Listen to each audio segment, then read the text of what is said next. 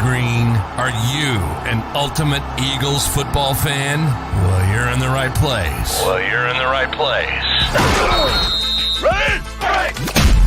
This is Birds 365, hosted by the new Mac and Mac, Jody McDonald and John McMullen. Here we go. Who collectively have covered and talked about more than 50 plus years of Eagles football. Kick off your day with Birds 365. You'll get debate. We love to argue. You'll get the real story from inside the locker room. And you'll hear from some of the great football minds from around the region. You're about to become an Eagles insider. Get in the game. Join Jody Mack and Johnny Mack and join the football community that flocks to Birds 365. Birds 365 starts right now. Welcome to the NFL. Let's go! Let's go! Go!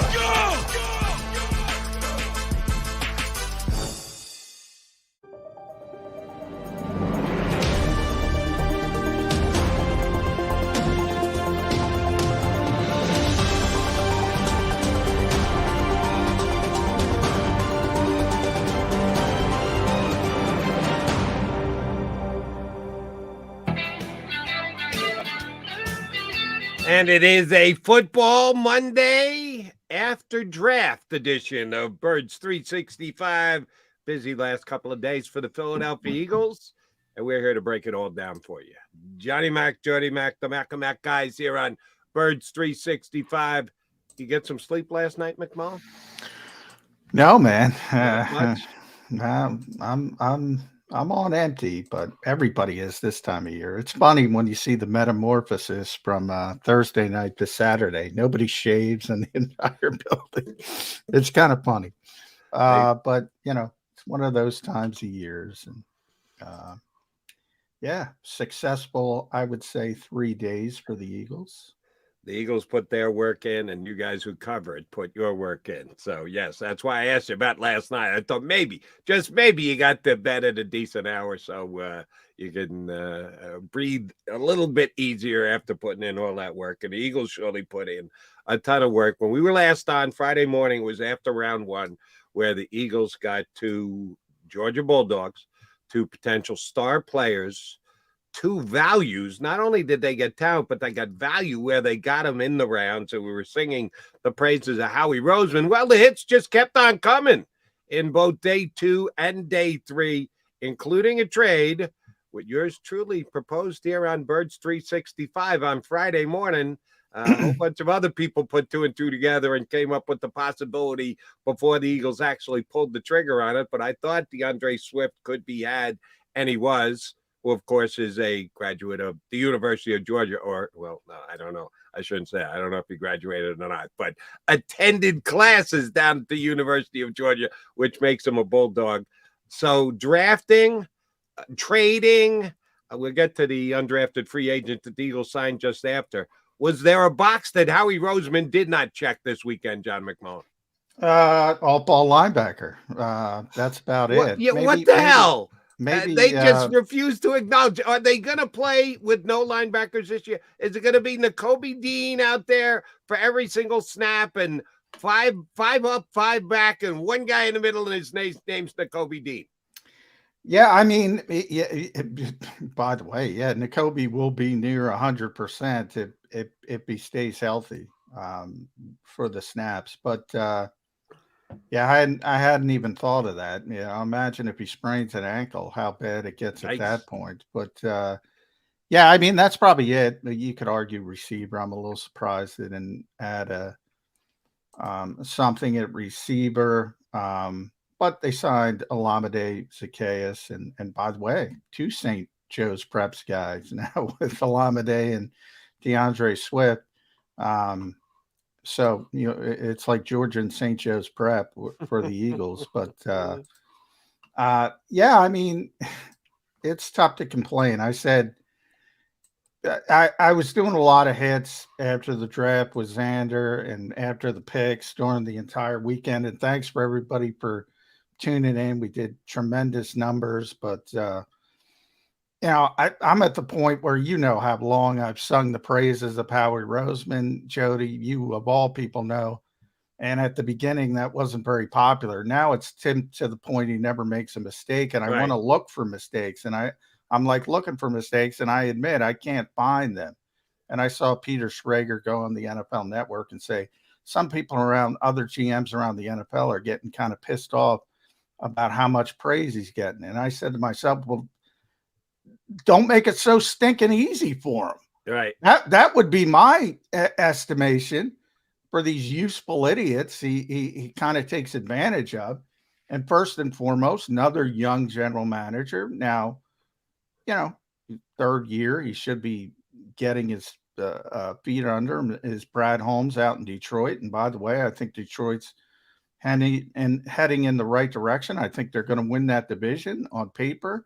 I think they're the most talented team. I go back to Dallas Goedert last year. He told me, I don't care what anybody says. Detroit's the most talented team we played last year. And they finally figured it out after starting 1-6, and they finished above 500. All good things. But, man, I mean, the assets you're spending to replace DeAndre Swift, who was a disappointment, by the way. So Eagles fans assuming this guy's going to make the Pro Bowl or things like that. He was a disappointment in Detroit. But the assets they're expending, they signed David Montgomery in free agency. They spend the 12th overall pick on Jahmyr Gibbs. He might turn into a Pro Bowl player. That's not the point. It's the point of the valuation you're talking about, Jody, and Howie Roseman. And then you're signaling to Howie Roseman, the biggest shark in the ocean. Oh, by the way, we can't keep this guy. Right. He gives him a trinket. And, DeAndre Swift behind arguably the best offensive line in football with the +1 that I've been talking about forever. Jalen Hurts makes running backs better. I wouldn't be surprised if he goes over 1,000 yards pretty easily for this team. And Brad Holmes made it easy for him because if Jody McDonald, no offense to you, Jody, you're a very savvy person, but if Jody McDonald can figure it out and John McMullen can figure it out, well, stinking Howie's on the phone 10 seconds later. You make it easy for him. Yeah. If you don't like it, stop making it so easy for him. And I thank Zander Krause, our producer, for putting up the clip of me talking to you. And Les Bowen was on the show with us at the time of me suggesting that he could become available. And if so, Eagles should have interest in a player like DeAndre. They hadn't even gone completely Georgia crazy by adding Kaylee Ringo. They just kept adding Georgia guys. And that had nothing to do with me suggesting the Eagles should pick him up. And truth be told, the fact that he's a St. Joe's high school kid had very little to do with it. I just think he's a talented player. And the numbers games were adding up against him in Detroit. So that's why I said the Eagles should look into it. So Zander put up the clip on Twitter. And sure enough, I get a couple of guys. Oh, but you're way off on the evaluation. You said they could get him for a 7th rounder. No, here's what I said. A day 3 pick, maybe as little as a 7th rounder. Well, they ended up giving up a 4th round pick 2 years down the road. Not 1 year, 2 years down the road. So you tack on at least a year for around for every year that you move off when you're actually selecting. So a 4th round pick 2 years from now is like a 6th round pick now. And yeah, they moved about 20 spots down in the 7th round. Oh, did that keep him from taking the good young tackle from Texas? No, he was still on the board late in the 7th round when they picked. Really? You're going to nitpick because I said a day 3 pick, which may be a 7th, turned out to be a 2 years down the road 4th. You're going to go, wow, you were way off on the compensation the Eagles had to give.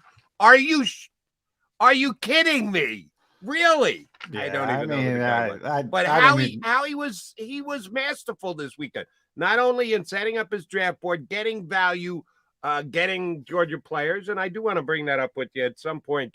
Could that actually become a question mark or a liability? But that was as good a draft as I've seen in a long time. Everybody's got their grades out, and it's one of the more difficult things to do to grade a draft. Well, it's not difficult, but it's difficult to get it right. You go back and check it 2 years from now. Oh my God, he gave him a B+, and it was exactly a B+. It's very difficult to do, but how do you not just appreciate what Howie Roseman has done the last 3 days? Yeah, I mean, like I said, I was trying to figure out bad decisions, and I kind of tweeted out over the weekend. I judge. Draft grades are dumb. I think we can all agree with that. I mean, we don't know. And Peter King in his column put up 2020 and actually went through the picks and how excited everybody. A lot of good players, a lot of bad players, a lot of terrible things happened. For organizations. Look, everybody gets some right, everybody gets some wrong.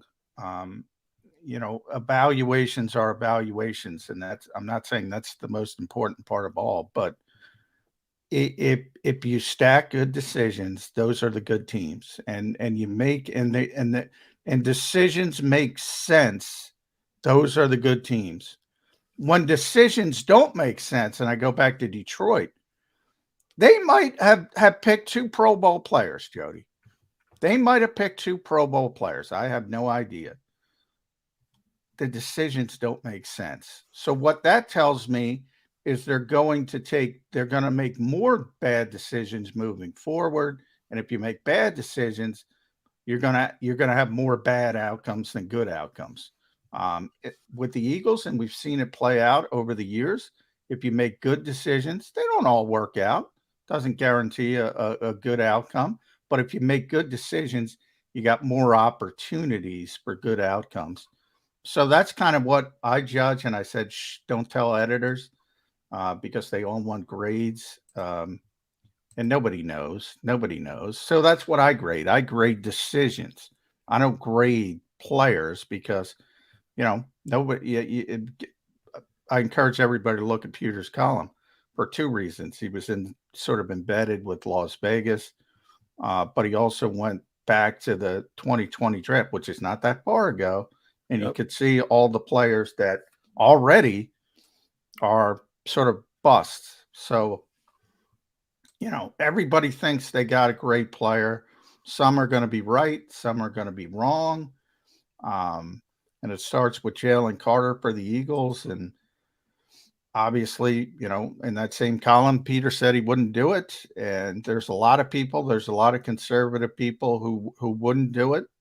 But, I think he's the best player in the draft, and you get him at number 9. He's not John Dillinger. He's immature. Some people don't. Some people grow up. Some people never grow up. So I'm not saying it's a guarantee. But this kid's so talented. He's going to out-talent people. The value is just off the charts. All right. You said you were actually making an effort to come up with some questions for Howie Roseman, and they're few and far between on the roster building he's done the last couple of days. I'll throw a couple your way because came up with them on either my CBS show on Saturday night and or WIP yesterday with my buddy Glenn Macnow, and Ray Didinger hopped on with us. I suggested the DeAndre Swift trade on Friday morning. Ray Diddy did the same exact thing on Friday night on NBC Sports Philly. And I like the trade. Again, I might have been slightly off on what the Eagles would have had to give up. So if Detroit did anything right, getting a future, down the road, 2 years down the road, fourth, might actually turn out okay for Detroit. But here's one thing that I do worry about.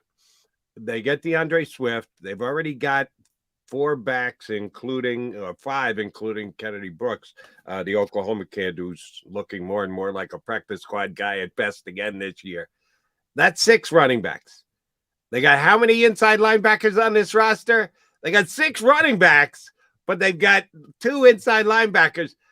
Somebody's got to play special teams for this team, John.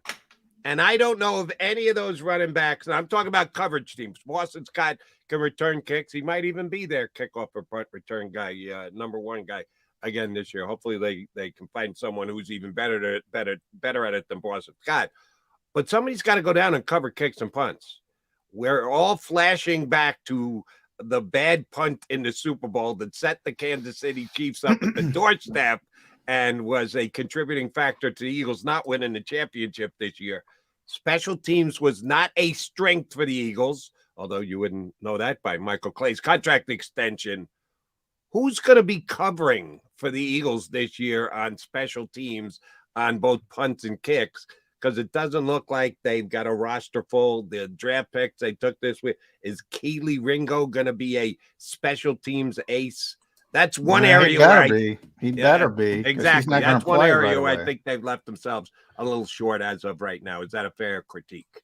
Too early. I mean, they got some, when you look at special teams, it's generally athlete driven. So when you say Kelee Ringo, look, most college players who get drafted don't play a lot of special teams because they're all stars for the most part at that level. Even 7th round picks, they're stars at that level. So they don't play a lot of special teams, and they have to sort of learn it at the pro level. And some people take to it, some people don't. But when you can run a sub 4.4, they're going to look at you as a gunner.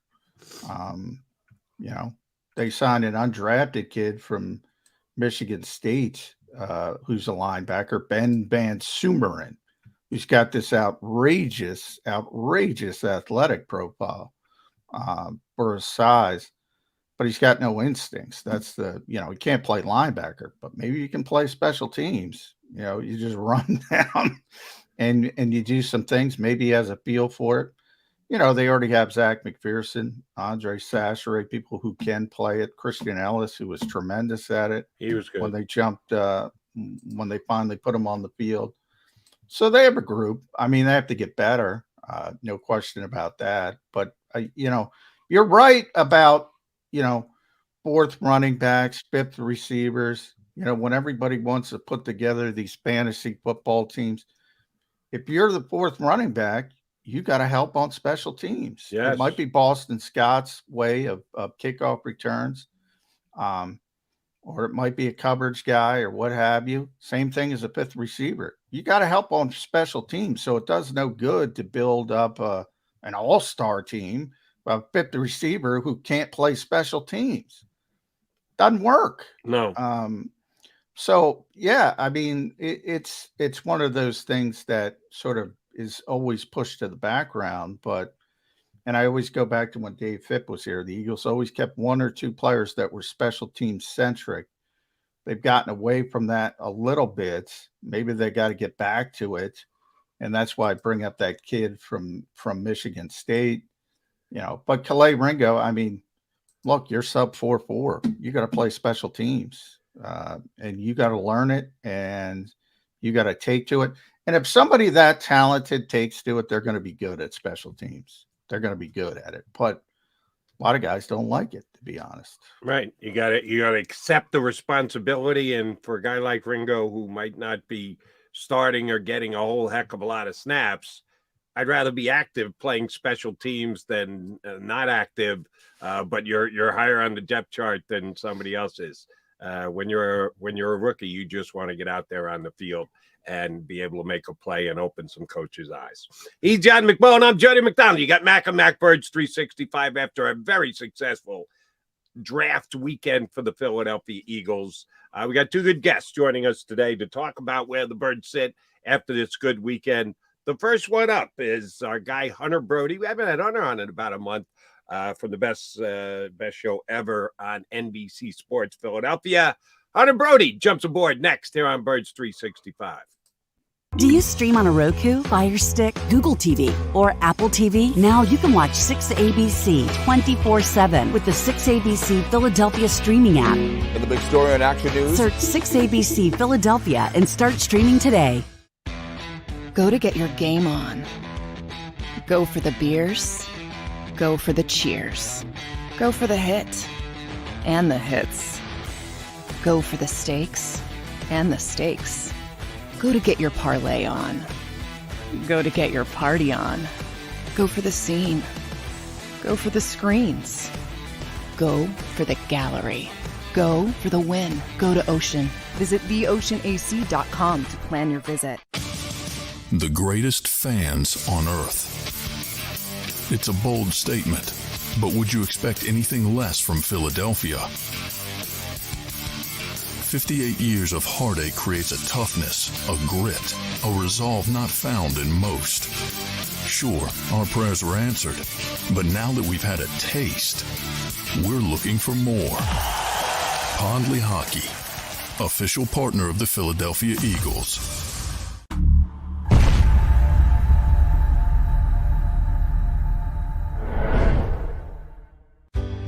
Go passionately. Go fearlessly. Go confidently. Go Birds! Go confidently towards your goals with First Trust, Philly's hometown bank for nearly 90 years, and the official bank of the Philadelphia Eagles. We're focused on getting you over the goal line. So go with conviction, go with trust, Go Birds! and go forward with us by your side. First Trust Bank, the official bank of Philadelphia Dreams. Oh, and go Birds. All right, did you know I was the mommy slam dunk champion? Really? Yes, really don't sound so surprised. Let's see it. Oh, you're ready. All right, here we go. Let's hear the crowd. So go to right, I go to left, fake 'em out. Mama, go up, up, up. She did it. Again? You can't avoid gravity, but United Healthcare can help you avoid financial surprises by helping you compare costs and doctor quality ratings. United Healthcare. Uh-huh.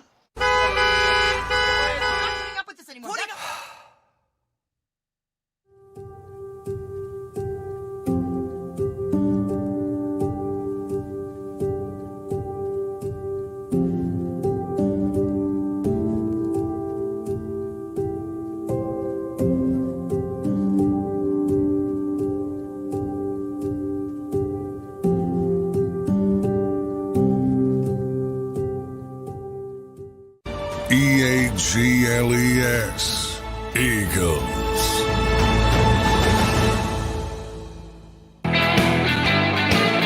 Welcome back, guys, here on Birds 365 on the day after draft weekend, in which most of us think Howie Roseman just flat out killed it. Let's see if our first guest agrees. You can see him every single day on the best show ever on NBC Sports Philadelphia, Mr. Hunter Brody.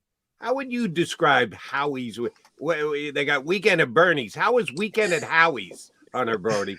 Oh, it was fantastic. Are you kidding me? That was unbelievable. I was at a party on Saturday afternoon, and you know how when you go places, everyone you're with wants to talk sports with, and you're like, dude, I do this for a living. I kind of want to relax. Well, you get the whole, like, what do you think? And I tried telling them how incredible it was, but I felt the whole time I was doing Howie a disservice because I can't even fathom what he did. Man, Hunter, I want to criticize the guy that can't. I want to, and I'm trying to find reasons. I'm looking under every rock. By the way, what does the hat say? I can't see the hat. Oh, sorry. It says, I'd rather be watching the... Hold there on we a second. go. Hold on. You know what I mean? There you go. All right. I'd rather be watching the Birds, and that's because of Howie Roseman. Now, Peter Schrager was on the NFL Network. I don't know if you saw it, but he said a bunch of GMs around the league are getting tired of all the praise Howie Roseman is getting. And by the way, Howie in the past, he hates it when people say, oh, you're fleecing this guy, you're fleecing that guy, because he wants these idiots to pick up the phone. Keep coming, yeah. Right. And they keep picking up the phone and doing stupid, you know what? What if they don't want him to get praise, stop making it so easy for him. Is it that simple? Yeah, I mean, it is funny because I was thinking the same exact thing now because I saw another clip. There was somebody else going around, and I think it was a former GM. It was some TikTok, and he was saying, yeah, who's the one guy that when you see calling, you're like, oh, man. Of course, he says it's Howie Roseman because you're unsure on how this thing is going to go, and I guess, you get a little nervous working with him. Yeah, I mean, what's the alternative, though, right? Start doing bad things so then people feel obligated to work with you a little bit more. You just got to keep going about business. But I keep going back to when he lost the Super Bowl, his body language the first time he spoke to the so media. Depressed, Hunter. He was so depressed. Right, because he realized that he put together a roster, and especially in that NFC where Jalen Hurts was balling at that level, and health. What are the odds you can get back to the bowl and be that healthy again? Probably 0%. So I think he is in killer mode because he recognized what he did last season was so outrageously good, and he's got to find a way to duplicate it. So he's got those killer eyes right now, and it's a beauty to watch. I'll at least say this, and this comes from many, many, many years ago. I actually used to be an athlete. Yeah, long time ago, but I used to be a baller. You want to play the best guy in the court. You want to get out there. You kid yourself. You talk yourself into, I can go by this guy. I can go over this guy. I can go around this guy. And then you go out there and you don't, but you take the challenge. And that's what I think other general managers, they see Howie on the phone and go, all right, I'll be the guy who gets the better of Howie Roseman in the trade. No, but you try. You take the call. You think you're the one before you actually pull the trigger on a deal. What if you're Jalen Reagor, though? That's like Jalen Reagor lining up against Darius Slay going, I'm going to beat this guy. Yeah, you realize exactly. You want the challenge. Yeah. You might not get it done, but you do want the challenge. Yeah, you can think it. Hunter, the Philadelphia Eagles have become the University of Georgia North. And if you're going to tap into any one particular team, going to two-time defending national champion is probably a pretty good way to go about it. And it has worked at least year one with the players Eagles got. We know we didn't get much of a chance to see the two guys they took, but they'll hopefully both be on the field. Here's the question that I have. And again, we're nitpicking. We're trying to find questionable areas of what the Eagles done because it looks like all Grand Slam home runs. Can they have too many Georgia players? Is there a chance that it becomes a clique in the locker room, that it's all the Georgia guys and everybody else? I don't have a lot of fear with that this year with Brandon Graham and Fletcher Cox and Jason Kelsey, Super Bowl winning players who can flash a ring and tell these young Georgia studs, listen, get in line here. You haven't done anything in the NFL yet. But at some point, these veterans are going to leave the team. And then all of a sudden, it's going to be the Georgia locker room.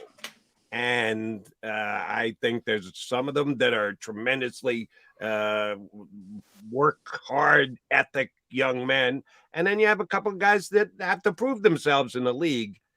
Can this at some point come back and become something the Eagles have to work hard just to keep in line because they've dedicated so much to one university coming in and one group of buddies / friends / pals / teammates somewhere else? I don't think so, because when you look at this room now, someone like Nakobe Dean last year sat on the sidelines and soaked it in like a sponge. And if we're talking about these guys down the road, when maybe Brandon Graham and Jason Kelsey, if he ever retires, is no longer here, I have too much confidence in Nolan Smith and Nakobe Dean and those players to realize, like, that's not what you do. I've seen what winning culture is like here. I watched on the sidelines when we were in the Super Bowl with TJ Edwards and Kaiser White, and I just saw what it was like to reach that goal and how it needs to be. And even same with Nick Sirianni, right? I'm sure you all saw the clip of him speaking with Nolan Smith and Jalen Carter saying, we're going to have fun. It's going to be good here. We're going to have laughs. We're going to show relationships, but it's going to be commanding and all. And I think that that's going to stay true. So no, I don't really have any fear of those guys becoming one clique and leaving anybody else out, because I don't know, I don't feel like that's what they will be taught by what's in the room now. And that's what they're all going to know the moment they step into an NFL locker room is this. So you're going to carry this on with you for your NFL career. That's how I think it will go. At least I don't have any fear. No. Okay. Yeah. And by the way, if you saw the introductory calls with Nolan Smith and Calais Ringo, hard not to be impressed with those guys. I mean, very hard not to be impressed with those guys. And you go back to Nakobe as well last year, same type of circumstance. It was funny how he told a funny story where he's asking, like, who scouts Georgia? And he's mentioning Bill Baya and Alan Wolking, and he's like, but and he mentioned he was down at Georgia, and Nick Sirianni asked him, who'd you like on defense? And he said, everybody.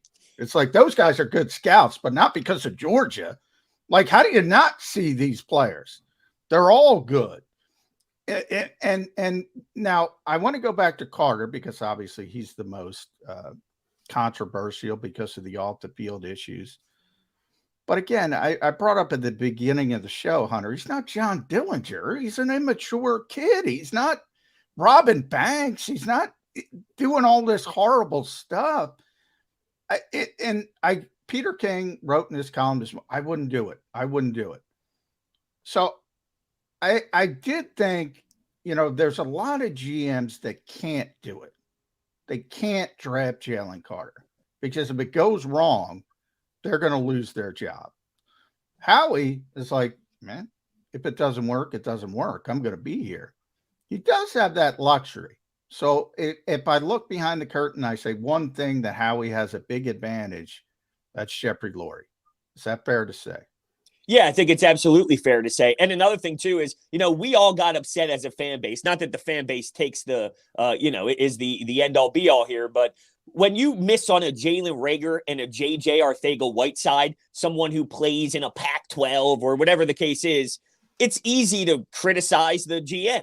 If someone like Jalen Carter or Jordan Davis or Nakobe Dean or Nolan Smith end up not panning out, it's hard to fault going to Georgia and landing someone with that type of talent. Maybe there's other variables and other things on why it didn't work, but it's, in my eyes at least, it deserves less criticism, even though there was research to be done on Jalen Carter. It depends. It's case-by-case study, but I'm just talking about more on the field product. If it doesn't work, it's like, well, I got someone who was the best at their job in college football. What more can you ask from your general manager at that point? So, yeah, but I think it's fair that the relationship between Jeffrey Lurie and Howie Roseman are so strong that he has more wiggle room and a longer leash than others. And they also have a locker room. Going back to what Jody was saying earlier, this room is so mature and so professional that, if you have a lot of young guys in your locker room, I don't know if you have the luxury of being able to take that chance of molding someone like Jalen Carter after some poor decisions. So that's how I look at it. He does have a lot more than just his relationship with Lurie, but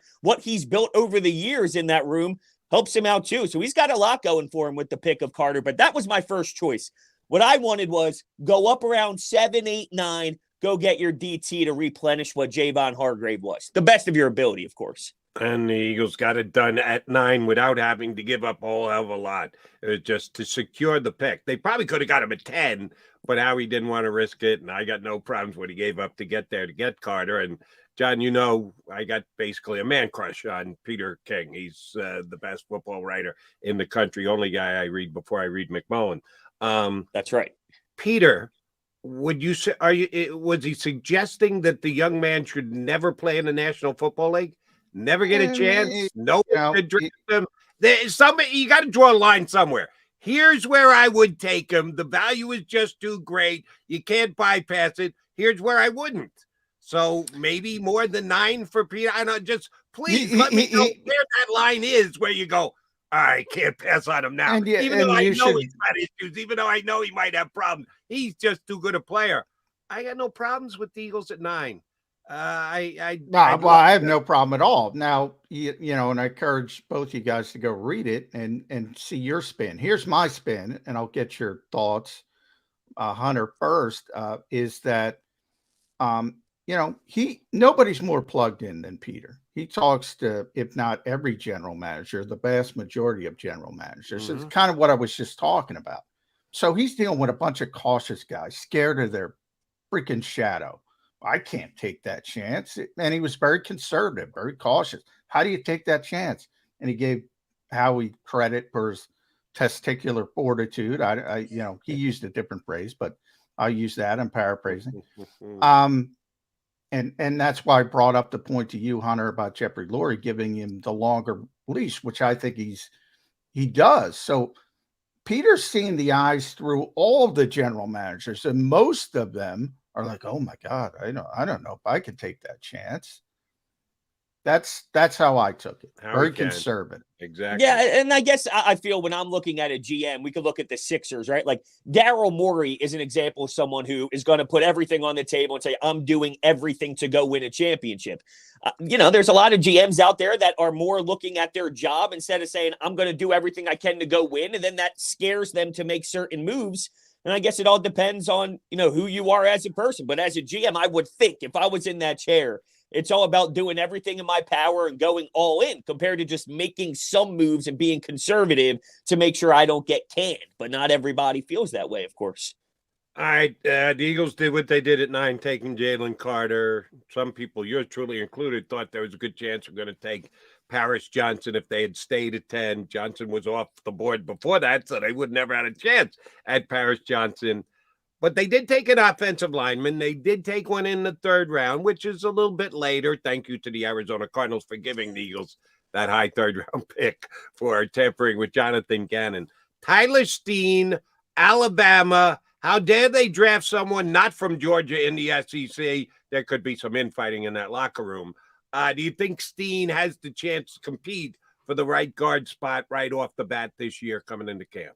I think so, right? I mean, we talk about the size of Cam Jurgens, and also maybe that gives him a little bit more of a battle, Tyler Steen, that is, with Cam Jurgens. But Cam Jurgens was here last year. So, he has that advantage side to it. But yeah, Jeff Stoutland's going to get his hands on Tyler Steen. They're going to work with him. I know he played tackle and had a very long college career playing at Vanderbilt before going to Alabama. So an experienced guy in the college game, that speaks volume to me when it comes to, just being more mature as a professional, playing as much as he did in college. And I think he has every chance to. That's your one hole. And that's what I liked about round 3 and day 2 from Howie Roseman was he went with 2 positions that in theory have a chance to go out there and battle and see what they can do, whether it's at safety or at right guard. So I love it. It's a healthy competition between 2 guys. And how am I going to knock any sort of offensive lineman from someone who blocked Bryce Young, the number 1 overall pick this season? And Jeff Stoutland's a masterful worker. He's going to put his fingerprints all over this thing, and I'm sure he's going to be solid. So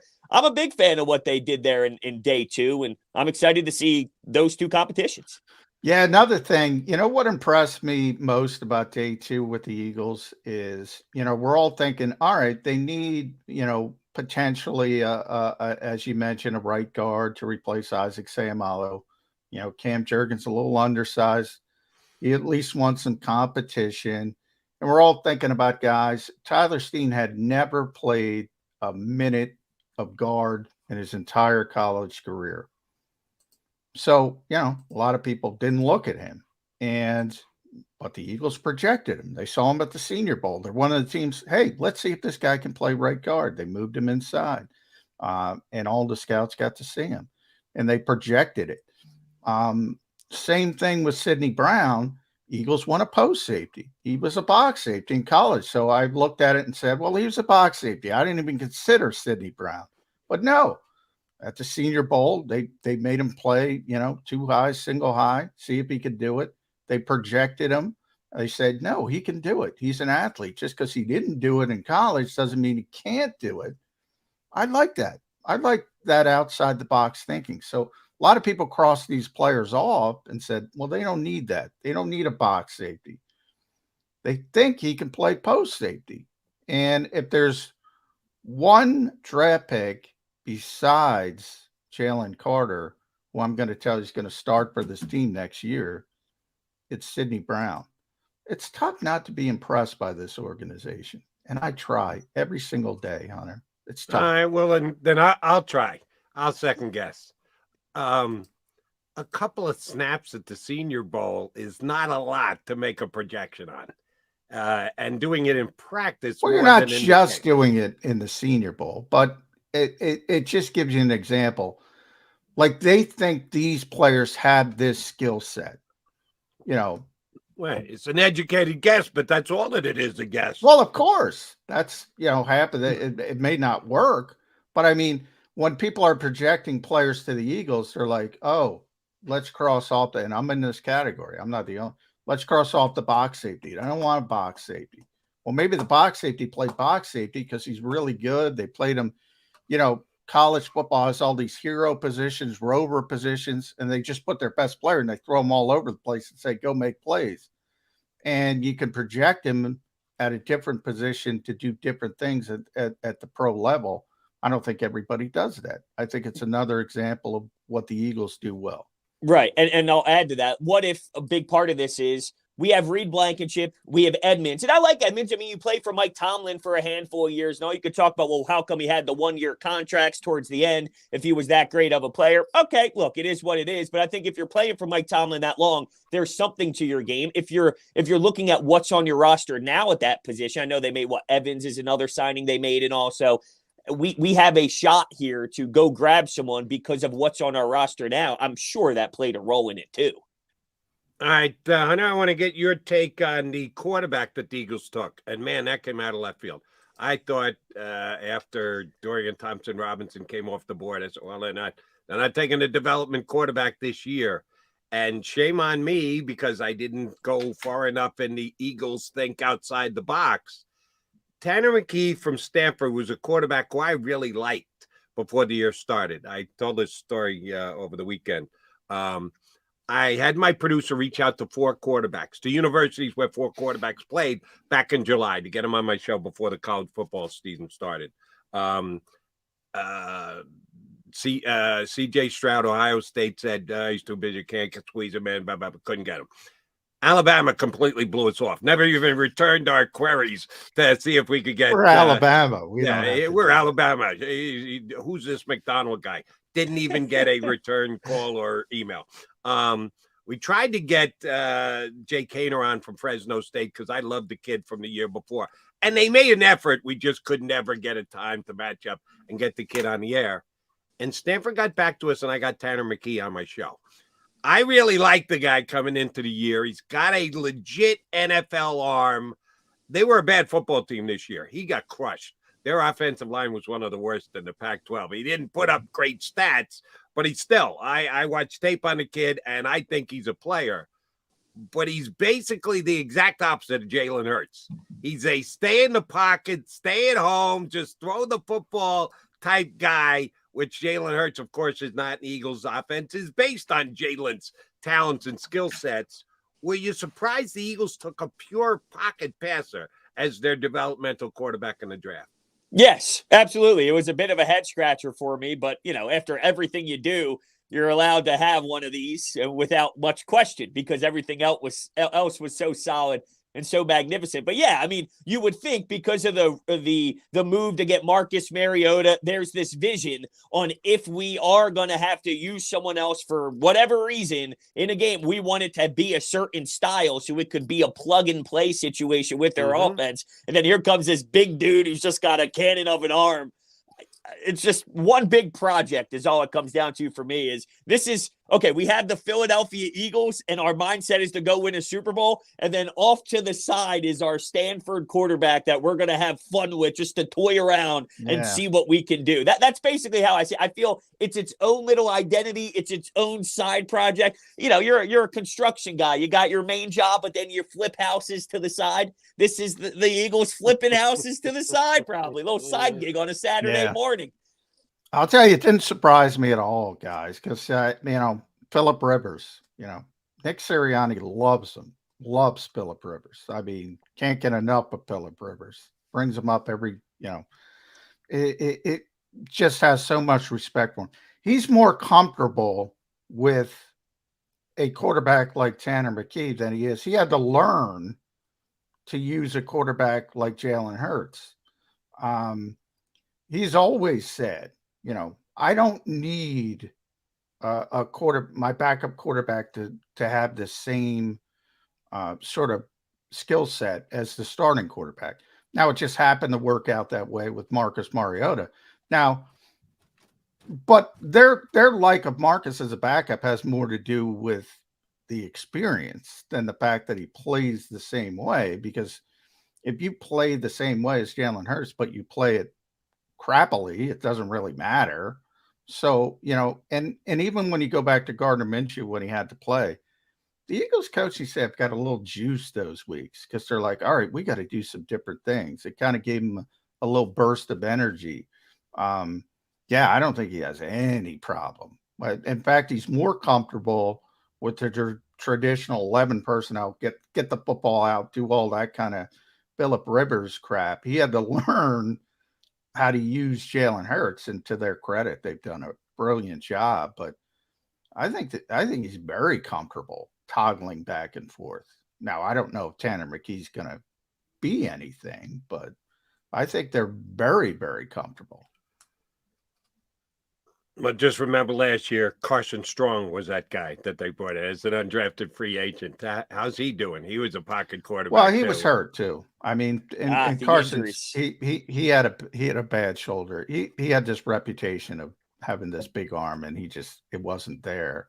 I don't know. He was in the XFL or USFL, but Quarterbacks Is are he playing quarterbacks, spring developmental. football? I didn't even know that. I think I have to double check.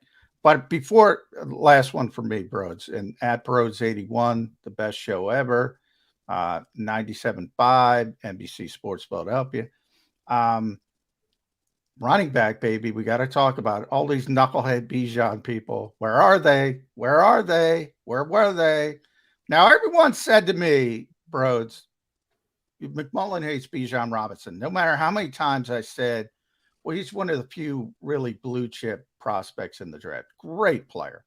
I just said, Eagles aren't taking him, period. End of sentence. Now, I'm sure you still have people holding out hope. Well, Atlanta took him. They didn't have a chance. They weren't taking him, period. They would have taken advantage of someone if he fell to 10 and somebody wanted to come up and give a king's ransom to the Eagles, how he would have taken advantage of it. They weren't taking Bijan Robinson. But all of a sudden, everybody's happy because they get DeAndre Swift, St. Joe's Prep guy, Philly guy, another Georgia guy, under $2 million, very talented. Who's right, Atlanta or the Eagles? How do you build a running back room? Yeah, Howie Roseman's correct. I was on the same page as you. I didn't want Bijan. It's not that I didn't like the player. He's going to be on red zone making highlight plays. Oh, yeah. But that's not the point. It's you have to prioritize your assets. And look at the two teams that took the running back. It was the Detroit Lions, who had a very head-scratching day one, and the Atlanta Falcons, who don't even have a quarterback. So this is just a mess when you start taking those. Howie's going to get a comp pick. He gave up a pick that's 2 years down the road for Swift. He's going to get that back with the snap of his fingers. This is how you do it. And then it's just amazing. You look at how much money the room is making as a whole between Penny and Swift and Scott and Gainwell. And then look at the cap. I mean, the guy's a magician to have that much talent for that level of cash. It's amazing. This is how you're supposed to do it. This is how you maximize your assets. And one thing, we were talking about the offense prior to this question. One thing I always thought about last season was Shane Steichen and Nick Sirianni. I wonder how much more they wanted to incorporate in the passing game with their backs, but Miles Sanders maybe limited them a little bit. I'm sure Brian Johnson is thrilled to think about the possibility of what they can do with another weapon in the passing game with Swift. Granted, they have to stay healthy. I think Penny with the ball in his hand traditionally is amazing too, but he just needs to stay healthy. Yeah. And yes, these are legitimate concerns because the track record is the track record. But from a scheme standpoint, I got to imagine Brian Johnson is just stoked thinking about what more, another layer. This offense was amazing last season. You can add another layer in the passing game with Devontae and A.J. Brown and Dallas Goedert if you have Swift out there. So they did it the right way. This is the way good organizations run. You don't draft a running back with a top 10 pick. That's a joke. It's a joke. I actually think he's going to be a really good player. And I know both of you said this. He's going to be good. He's going to be good. Just not for the Eagles at 10. And I get that. Yeah. But he's going to be really good. So you were a Bijan guy. I was okay with it. I thought that those who said knew they weren't taking him, Jody. You knew Excuse me? You knew they weren't taking him. Right. You said you wouldn't mind. Here's where I disagreed with those who are quote unquote anti-Bijan. You can't take a running back with the 10th pick in the draft. I disagree. I think you can. I didn't think the Eagles were going to do it. The Eagles have shown their valuation of the running back position. So if we're talking about will the Eagles do it at 10, the answer is no. If you're talking about can any team in the National Football League take him at 10, all right, Atlanta took him 8, which is a little higher than 10, and he's starting to get into a zone where I might say, yeah, no, I can't do that. But I didn't like the fact that people just said, you can't take a running back in the top 10. Yeah, you can. If you have that need, if that's the type of offense you're going to run, if you don't have a +1 system like Philadelphia does with Jalen Hurts and his running back, his ability to run the football has to be factored into the decision. I thought there were two different conversations. Can he be picked in the top 10 and will the Eagles take him in the top 10? Two different answers for me. So that's the only difference I would make for people who were debating the whole Bijan thing. I got my last question for you, Honor. Okay. Other than they were both defensive coordinators, or at one point were the defensive coordinator of the Philadelphia Eagles, one presently, one just recently. What else do Jonathan Gannon and Sean Desai have in common? We're going to see something very similar to Vic Fangio. No, that's true. Very good. It's Fangio, true and true, was and will be going forward. Now, here's what I'm referring to. Neither one available to the media this weekend. They're both in a very important position for their new team. Oh, by the way, Eagles added 4 defensive players with their first 5 picks in the draft, and we're all wondering how they're going to be incorporated in the new defense for the Philadelphia Eagles. Sean Desai nowhere to be found. Nowhere to be available to actually maybe fill in some of the blanks as to what the Eagles are going to do on defense this year, which shame on the Eagles for that. But, oh, my God, shame on Jonathan Gannon. How the hell do you not address the media once from the time the draft starts? Now, I know he did last week, and he went off on the tangent of the entire Philadelphia media wanted to see him fired. Come on, Jonathan, let's be honest here. But then he goes completely ghost the last 3 days of the draft. How can you get away with something like that when you are the head coach of a National Football League team? I'm sure they're crazy out in Arizona, but do we have right to be a little perturbed here in Philadelphia that we haven't heard and or met the new defensive coordinator of the Eagles yet? I'm not that worried about the not hearing from him. I don't know. When you made selections in the past, would Jim Schwartz step up to the media and talk about some of these additions? Right. So the head coach draft is not the problem with the defensive coordinator. The fact that he's been here for so long and that's the problem. We should have talked to him before the draft. Defensive coordinators never talk during the draft. Head coaches do. I don't know what the hell Arizona's doing. I don't know if they're trying to shut him up because he can't stay on message. They got to lock him down. I don't know what. You know, Monty Ossenport's the guy who made the mistake. Again, young general manager. I don't know what's going on there. I think I've never heard of a head coach not talking at draft time, ever. I think you nailed it. I think Jonathan Gannon has been so bad over the last couple of weeks or a month or whatever it's been that they're like, hey, we got to hold this thing back because he's getting ripped and all that stuff. Yeah, he was a joke. I mean, look, his numbers were his numbers with this defense. It was hard to criticize him throughout the season because they were doing so well and the sacks production was amazing. But there was just something that rubbed me the wrong way about him the whole time. And it wasn't just the you need to blitz more thing. You could just smell a fraud. And I smelled that fraud. This guy is a fraud. And he steps up there and calls out the media. And then he tells us that he was surprised when Howie spoke to him and said that he's going to be having a conversation with Arizona for a head coaching job when he knew he already had a conversation with them. There's something off with it. I texted Jody on Saturday from the Super Bowl. He was getting the Arizona job. Yeah, Jody can tell you that. Everybody knew he was. And John, let me ask you this: wasn't there a person he picked off Sirianni's staff in a very disappointing way? That Sirianni was a little upset with how he took him? Nick Rollis, yeah. There was sort of like an unwritten rule, maybe. Yeah, unwritten rule. But those two are very close. They were gonna lose. So that's one. You know.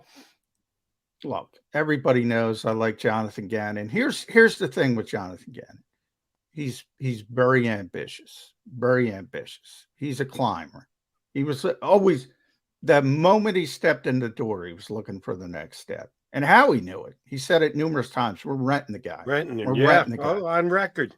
And he's very well thought of around the league, or at least he was. Now, he makes some dumb statements, like when he's speaking extemporaneously, he goes off message.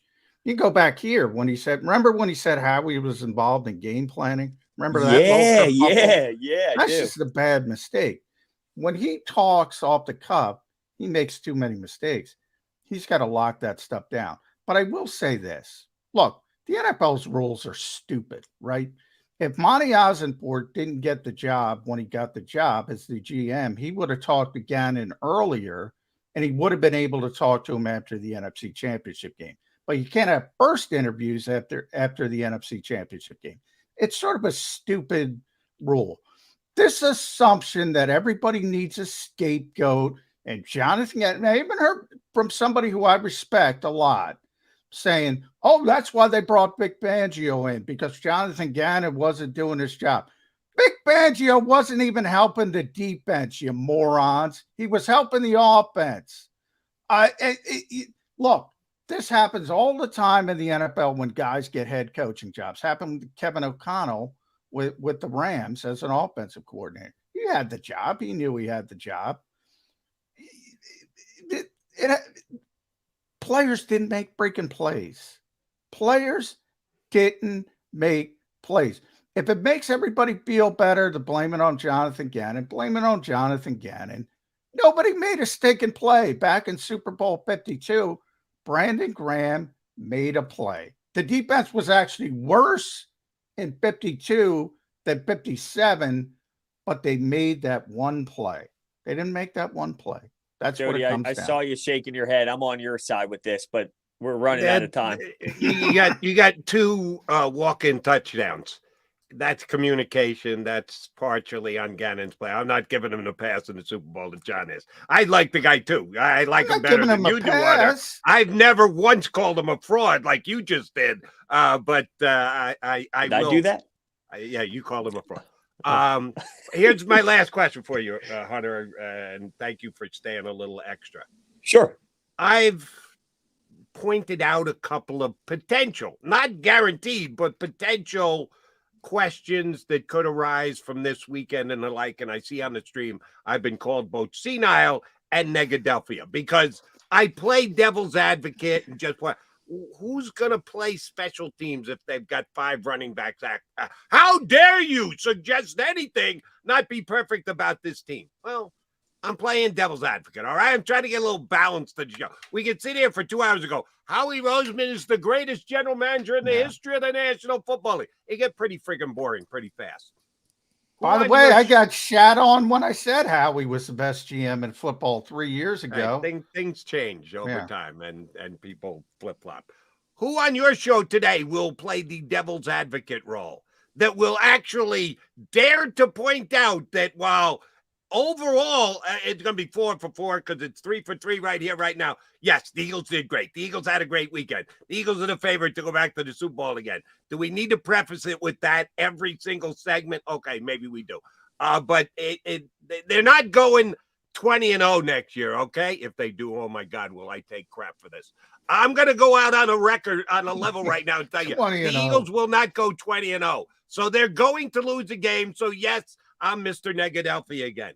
Who's going to be the individual who will today say, yeah, but on your show, best show ever? Man, I don't know because it's so hard considering it all went not really easy. Well. Not easy being me. Well, see, me and Ty are probably going to be all giddy and all excited, and so is Jen. I think with the sleeper pick, if you will, would be Ricky Bowe. Ricky will try and turn it because we're going to be so pumped and so excited. Like, well, hold on a second. What if? And then he'll give us some scenario that we'll look at him and shake our head and give him one of those. So I'll say Ricky Bowe.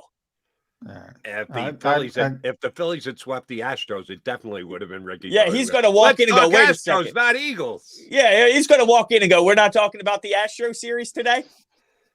Yeah. Hunter, great stuff. Appreciate you coming on board. Always fun. Catch him on 97.5. Sorry for ranting. Kept you late. No. Sorry, Hunter. That's all good stuff. We love it. All right.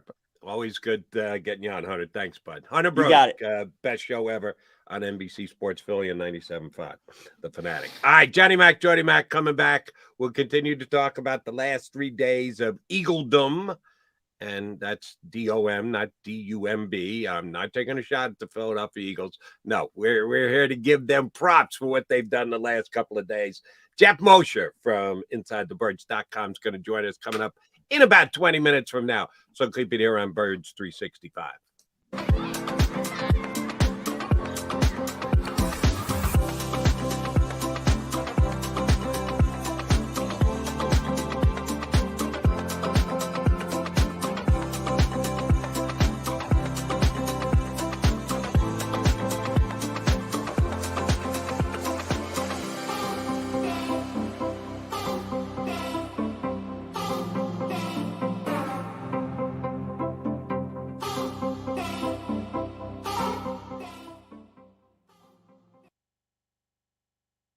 Heading down the shore. Have a ball once more. Here, imaginations run wild and time stands still. Because here, you can find the best of the Jersey Shore, all on one 5-mile island. So leave the old you behind and get lost in the woods. Wild, wild, wildwood days.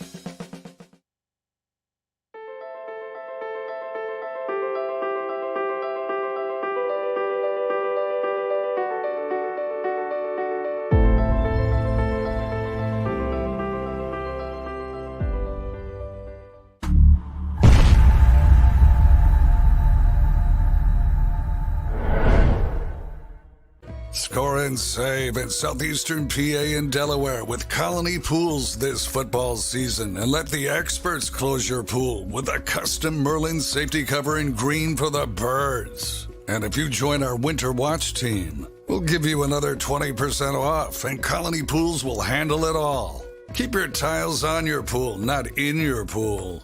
Fly with Colony right now, birds fans. Visit flywithcolony.com.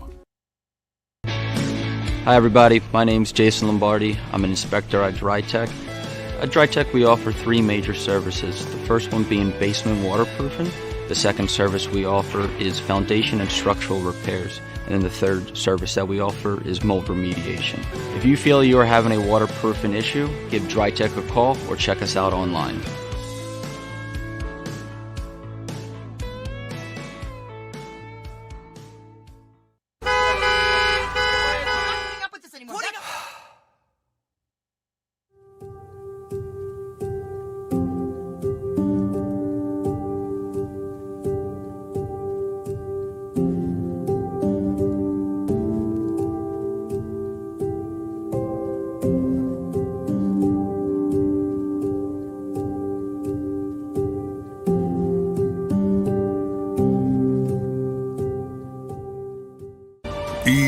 EAGLES, Eagles.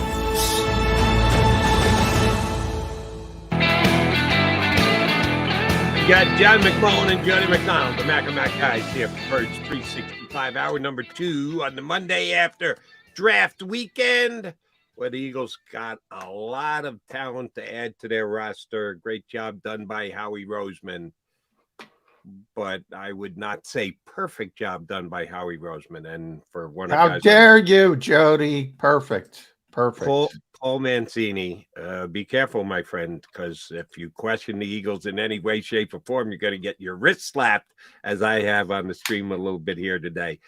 He did mention, Paul, that the Eagles did not address wide receiver 3 and or linebacker. They didn't in the draft. They did in the signing of the undrafted free agents. And I did look up where these guys were ranked on my pal Rick Saratella's rankings for all the potential draftees and or undrafted free agents. We talked about the Ben Van Sumeren kid from Michigan State, who you said tremendous freakish athlete who still has things to learn about being a linebacker. Can he actually play for the Eagles from the line of scrimmage this year? Don't know. Could he make the team as a special teams specific guy who's just a killer on coverage? Maybe. But they did not add in either the draft and or a guy. If you don't believe this kid can play, somebody's got to play linebacker. You mentioned this earlier, John, and shame on you. What happens if there are injuries at the linebacker position? Oh, they're screwed. They do not have depth. I think I asked you this about 2 weeks ago. Can Sean Bradley actually play this year?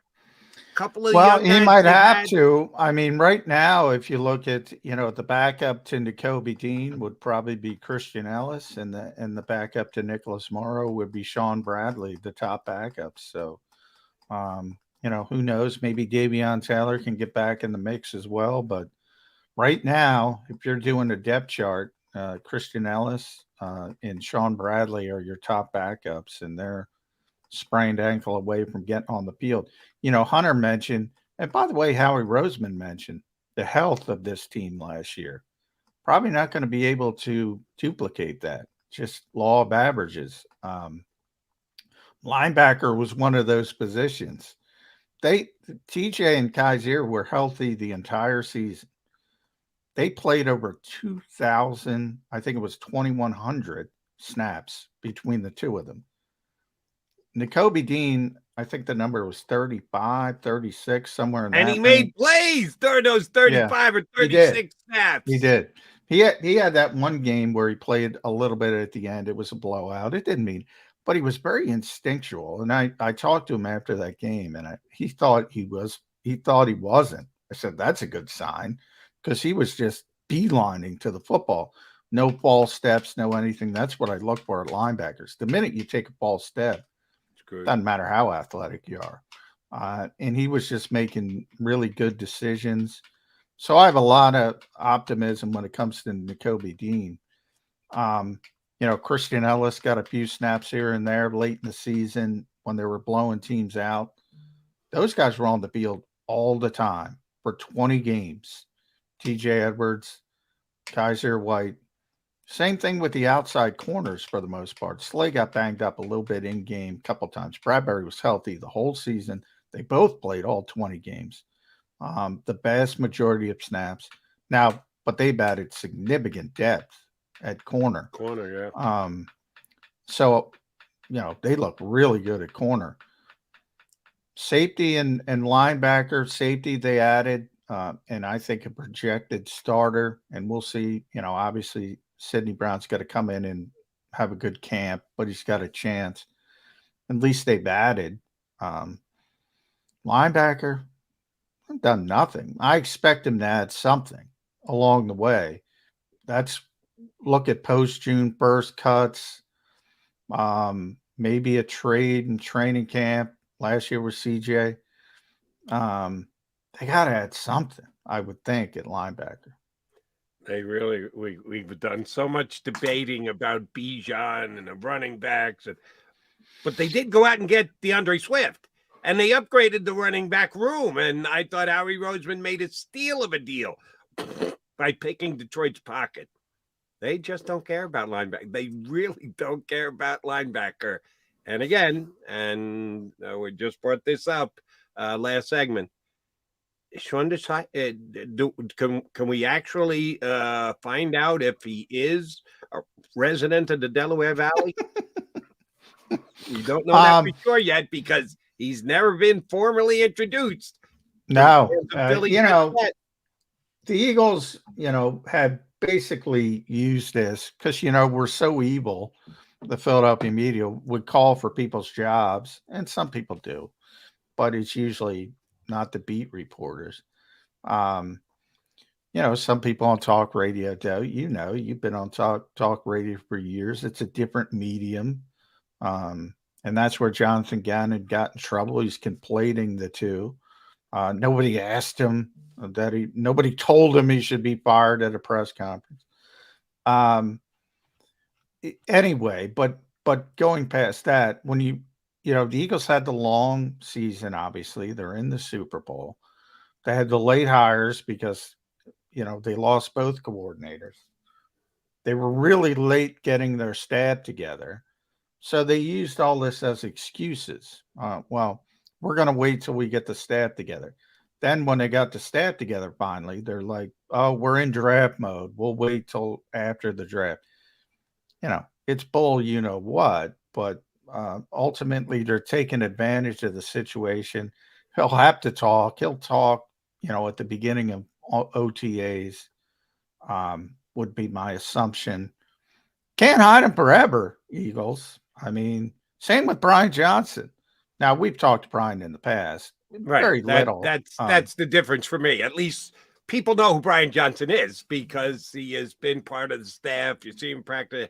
They know Brian. He's just as much under the microscope once the season starts because he's replacing a guy who not only was good but wasn't disdained here in Shane Steichen. So maybe that's why we want to see Sean Desai even more. But at least we know who he is. They went to the Eagle War Room shot, which. Do you believe, I don't know, you're down there, so I don't know if you're watching as intently. Did you see the shots of the Eagle War Room when? Just bleeding moments. I wasn't paying that close attention to it. I know it was crowded. It was A, crowded. B, it looked like they all had assigned positions that nobody moved. Every time they went back there, it was the same exact shot. I'm wondering, hey, did they just loop this B-roll and they're playing it again? Because it looked like the same exact shot again. And oh, by the way, a little bit of a sausage fest. I didn't see any women in any of those shots. Now, I know Catherine Grace used to be with the Eagles. They might not have any women in any of the decision-making positions, but it was just 30 guys in a couple of rows, same exact shot every single time. And I'm looking for Sean Desai. I'm going, I can't recognize him. I don't know what he would look like to begin with anyway. Hold on, let me get to the website and see what this guy looks like. I didn't even see him in the draft room shots. Yeah, I don't know. I mean, JG used to be in the draft room. I'm sure he was in there. I don't know. I mean, the guy was the defensive coordinator in Chicago. He can handle a stinking press conference. And if he can't, you'll have some of the issues like Gannon's having in Arizona, and you either learn on the job or, you get a lot of criticism. I mean, it's Philadelphia. The season's coming. He's going to have to do a press conference every single week. I would think you'd want to get some of the startup costs, as we always say, out of the way. Remember Nick Sirianni when he got hired? Remember he was the butt of people's jokes. Now he's as comfortable like a second skin up there. Get it over with. Get it over with. Let him learn from it. Don't get it. And it doesn't make any sense. I will say, hey, there were people who were ready to run Nick Sirianni out of town. First ever press conference. Cut the guy some slack. And now 2 years later, I think those that said, hey, out, run him out of town. Jonathan Gannon goofing about that Philadelphia media want to run him out of town. Oh, no, there were actually people that did want to run Nick Sirianni out of town after his first press conference, much more so than ever Jonathan Gannon. So shame on Jonathan Gannon. All right, the other point of Paul Mancini's streaming point was the Eagles didn't address wide receiver 3. They did sign a couple of wide receivers as undrafted free agents.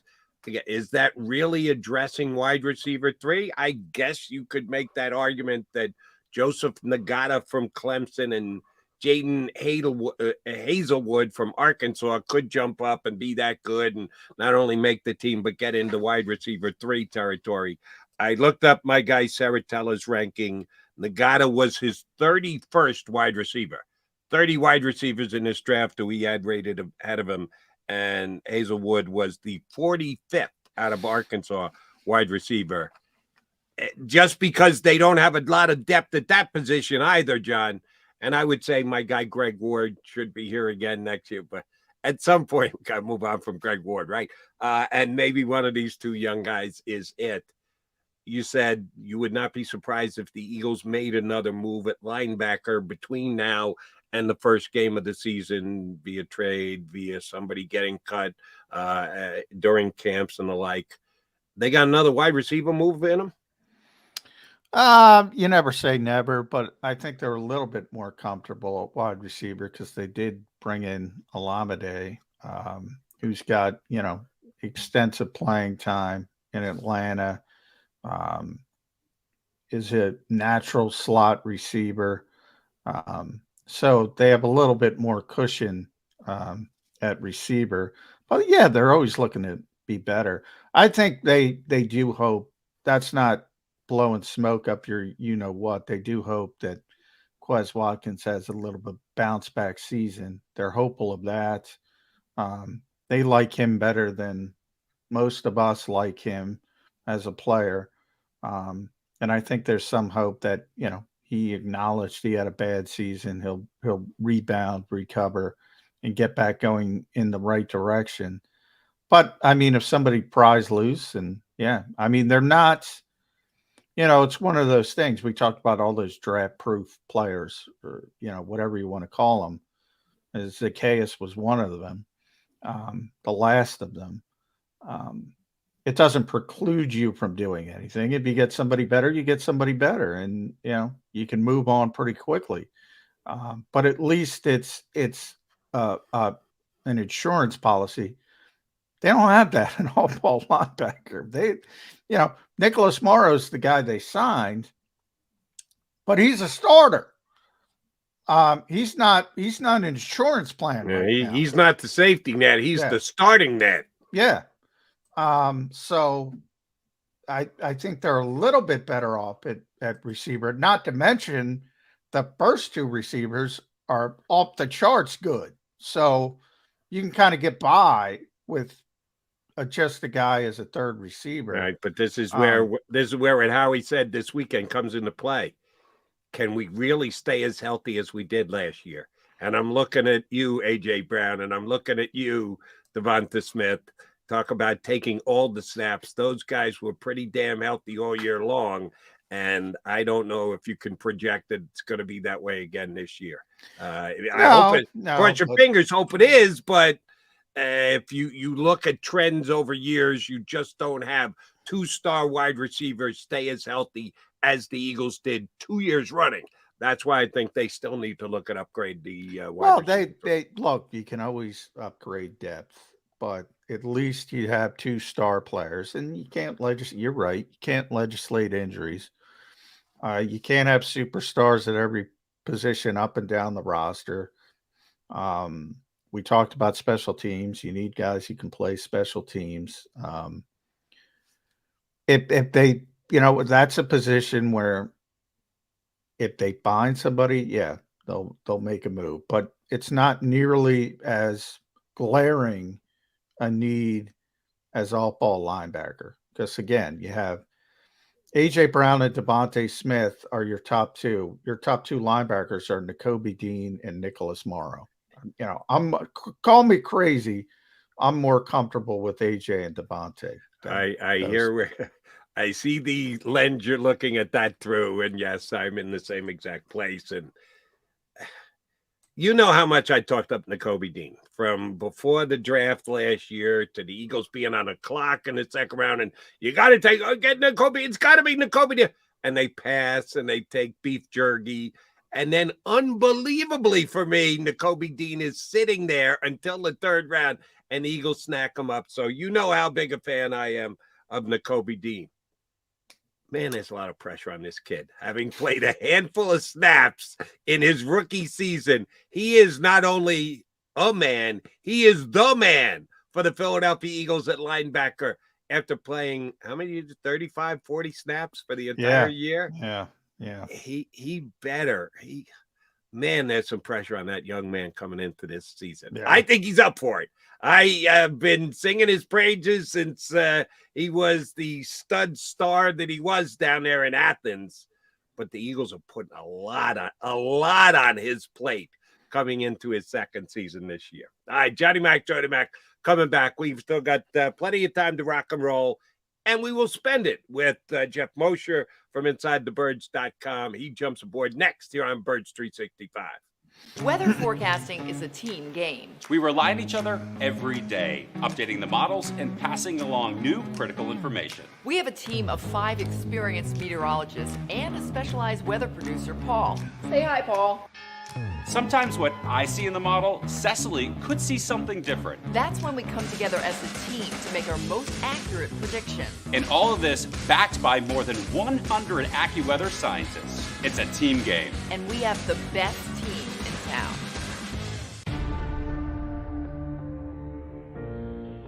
When it comes to the fight against insurance companies, large corporations, and the healthcare industry, injured victims are always the underdog. But that doesn't worry us. At Messa & Associates, we're an injury law firm from Philadelphia, and we come to fight. Our clients know that they've got representation with a chip on its shoulder, and it's the same chip that makes Philly the toughest city in the country. Call 215-568-3500 or visit us online at messalaw.com. Messa & Associates, the toughest injury firm in Philadelphia. Go to get your game on. Go for the beers. Go for the cheers. Go for the hit and the hits. Go for the steaks and the stakes. Go to get your parlay on. Go to get your party on. Go for the scene. Go for the screens. Go for the gallery. Go for the win. Go to Ocean. Visit theoceanac.com to plan your visit.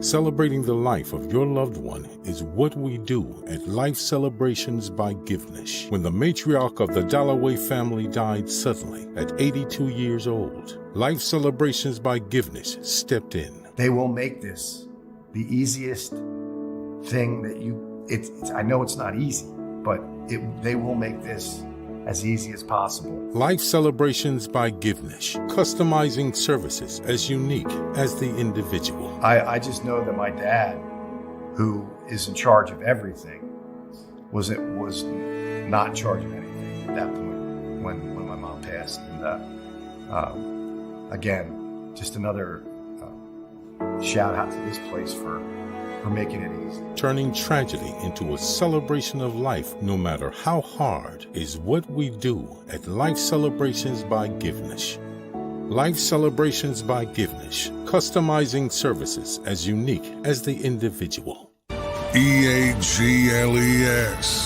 Eagles.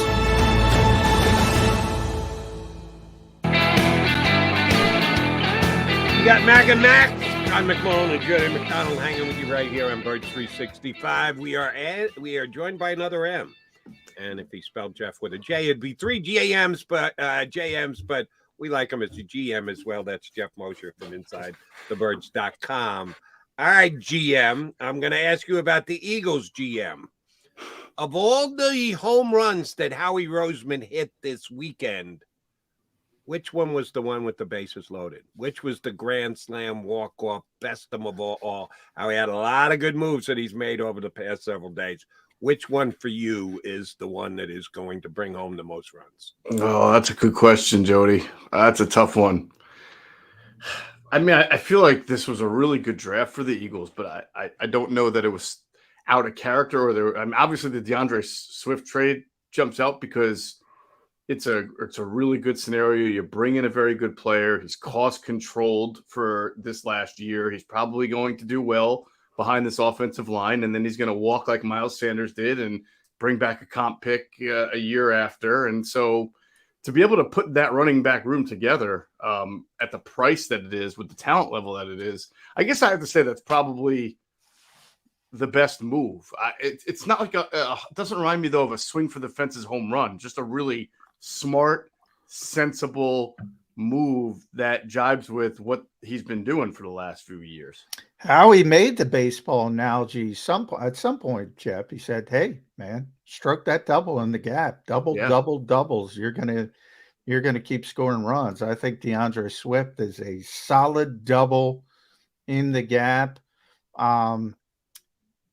We had all the Bijan or bust stuff. That was fun. Which way is better? I think it's pretty obvious which way is better, but everybody fell for it. Why did they fall for it? Oh, I don't know. Probably, I think probably because there weren't a lot of people, myself included, who really believed Jalen Carter was going to fall all the way down to 10.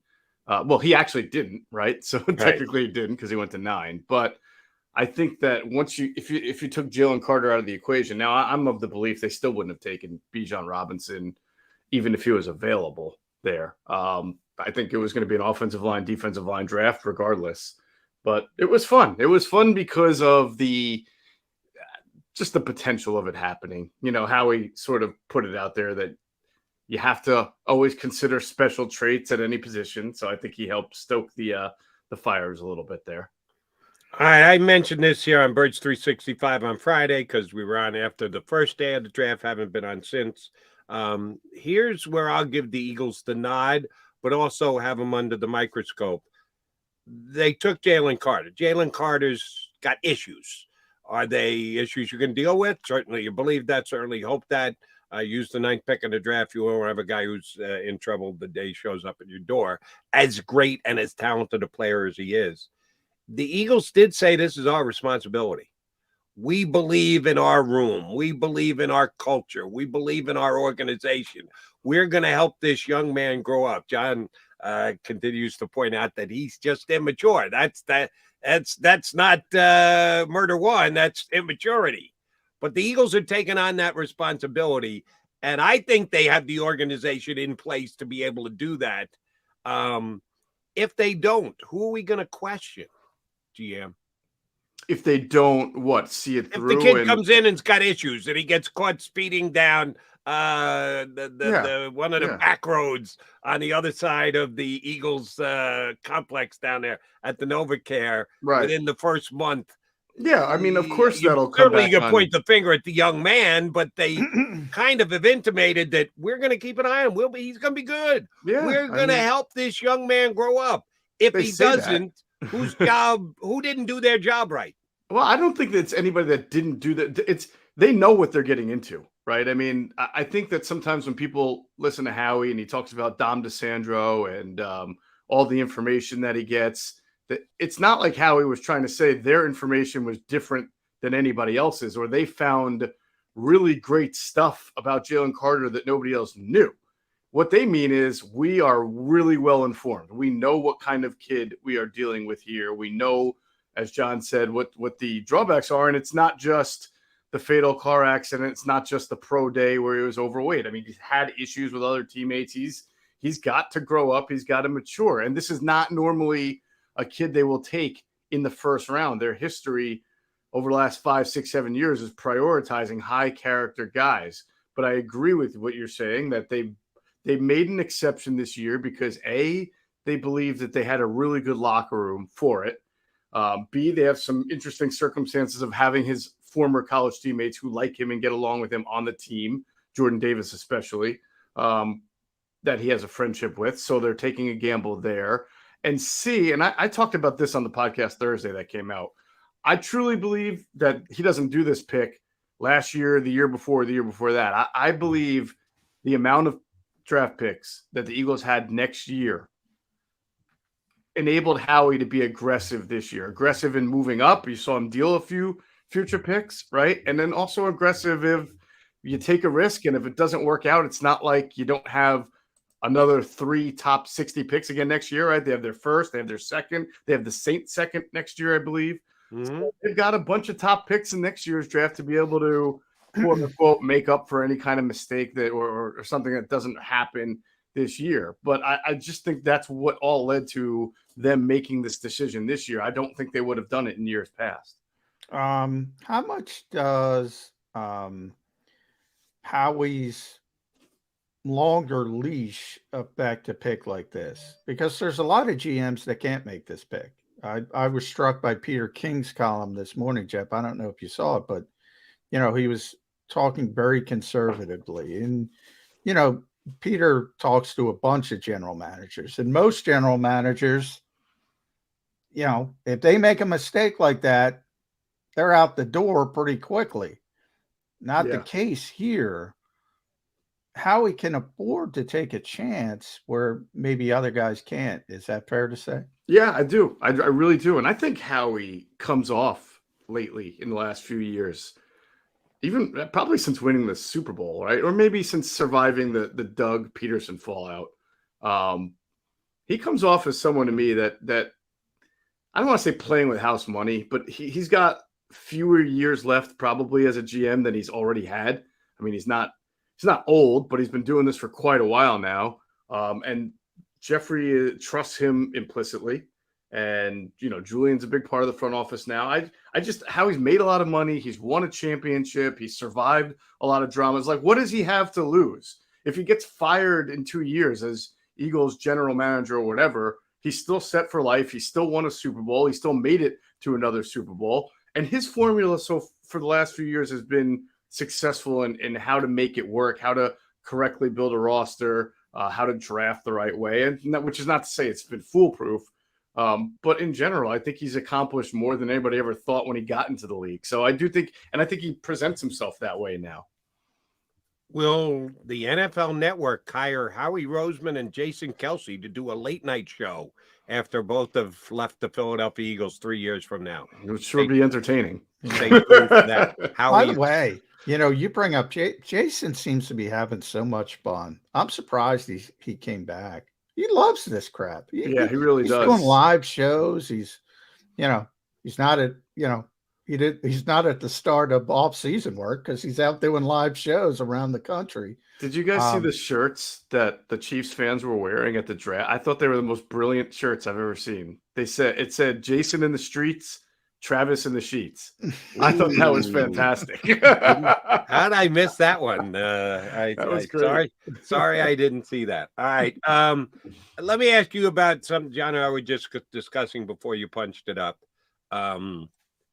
The Eagles really dismissed the linebacker position. And I understand the NFL has changed and the type of defense they played last year under Jonathan Gannon, which we believe it's going to be similar under Sean Desai now, doesn't really put an emphasis on linebackers. We saw this year, and it was emphasized in the draft with Bijan going number 8 and Jahmyr Gibbs going number 12. At least the valuation of running back has ticked back up. It hasn't done that at linebacker, certainly not here in Philadelphia, more so across the league, but not even a lot there. Has linebacker become a completely forgotten position in the National Football League, Jeff Mosher? Don't tell the Chicago Bears. they They're the only spent a team lot that of money this offseason. doubling down on investing in linebackers. Jody knows Correct. I constantly criticize Chicago, constantly for bad decisions. Yeah. Well, you guys said it, Jody. I mean, the league has changed. I mean, we're a league of sub packages now and big nickels and big dimes and safeties playing that outside linebacker spot. In fact, former Eagles target Jeremy Chin, right, who has had a nice career so far as a safety. It sounds like he's going to be playing more linebacker as well. And you're seeing a ton of safeties move to linebacker as the league looks for different, more coverage options instead of stop the run options. So it doesn't surprise me. Now, could the Eagles have taken a linebacker in the 3rd round? Sure, but then they probably wouldn't have taken Sidney Brown, and we'd be having the same discussion about how they ignore safety in the first 2 days of the draft for years and years. So eventually, you knew you were going to come out of the draft saying they're going to be a little deficient in one of these areas. There are still a decent number of names on the street for linebacker, and there's still trade opportunities like the way they got C.J. Gardner-Johnson last year. Now, I don't think Howie's going to give up a whole lot for a linebacker, but you never know. I found it interesting that the Chargers drafted the kid that a lot of people liked, Dion Hensley from Washington State, right? I think he went to the Chargers. And my first thought was, wonder if Kenneth Murray is out the door, and he's the type of guy that maybe you can get for a low pick if he's available. So, and then he's the type of guy that the Eagles had, Jim Schwartz wanted several years ago when the Eagles took Jalen Reagor instead. So there'll always be somebody that the team can sort of try to acquire before the start of the season. I'd be shocked if they didn't. But it's still not going to be some name that blows everybody away. It's just going to be someone who can hold the fort down. Yeah. Well, I did, Jeff, when we do this pre-draft stuff, you try to uncover names that the Eagles have visited, the top 30 visits, the virtual visits. I came up with 45-ish or so. And obviously that's a small list. I mean, it's much larger. But of that 45, one was an off-ball linebacker. Was the kid from Cincinnati, Ivan Pace, I think. Yeah. We didn't even get drafted. He signed somewhere, but I forget where. And I, in my Eagles mock, I picked Ivan Pace in the 5th round. I got him a 5th round, but whatever. Nonsense. I said, I got to bring somebody in. Yeah. But no, they don't even look. They don't even talk to these guys. I mean, I'm usually, and people know, I talk about this all the time. Detroit is my example to you, Jeff. They might have gotten 2 Pro Bowl players, but they made 2 bad decisions. I don't care. And my theory there is if you make bad decisions consistently, you're going to have a bad team, a bad organization. If you make good decisions consistently, you might miss on a player, Jalen Reagor, but you're going to be good over the long haul. With this off-ball linebacker, though, I think they've gone too far. I agree for the most part. It's not a valuable position, but that doesn't mean you just you completely dismiss it. As we stand here today, and I agree with you, Jeff, they're going to add somebody. Nakobe Dean played like 36 snaps last year. Nicholas Morrow played a lot in Chicago, but it's Nicholas Morrow. Mm-hmm. Those are your two starting linebackers. You know what's amazing? Nicholas Morrow got no guaranteed money. No. Who signs a contract in the NFL these days without at least like 100,000 guaranteed? And he signed early for getting no guaranteed money. I agree with you, John. I think it will be addressed. And the one thing though that I think even when they address it, it's not going to change that much is that the Eagles are going to be light on defense. Now, yes, they have Jordan Davis, but Jordan Davis didn't play more than 6 snaps in a row last year. When he's not on the field for the Eagles, you know, they're light with Nolan Smith. They're light with Hassan Reddick. They're light with Nakobe Dean, who might be a very good linebacker, but he's still not a big guy. He's not a downhill linebacker. If it's Morrow, he's light too. I mean, we did see run defense at times hurt this team. Now, I know the Eagles don't care about it enough to say it ruined their season, but, you know, Isaiah Pacheco certainly had some big runs up the middle against this Eagles defense in the Super Bowl. And it's clearly not an area that they felt like they had to improve this offseason. They just feel like they'll have to score more points or get more sacks. So they loaded up on pass rushers and they still have a great offense, but they're not. And listen, I know the league doesn't go that way, so it's not like I'm ripping them for that, but every once in a while you have to kind of take a look at your process and say, all right, we're not going to be the biggest front 7 or front 6, but you know, maybe we need a little bit of a thumper there, even if he's just a first and second down guy. Just to give us some beef there, or else teams are going to target us up the middle a lot. All right, I unfairly hold my partner's feet to the fire every once in a while, so I'll do it to you instead of Johnny Mack here. On what date? And I hammered him about the Jalen Hurts thing. When is this going to get done? And then, sure enough, the Eagles got it done before either John and I. And he was more optimistic than I. I was like, this is going to go all the way to training camp. Oops, wrong about that one. But I was busting John's balls about when is this going to get done? On what date will the Philadelphia Eagle fans officially get to hear from Sean Desai? Because there's paperwork that says he's the defensive coordinator of the Eagles. Yeah. But we haven't been able to lay our eyes on him and or actually hear anything he has to say about the Eagles defense so far.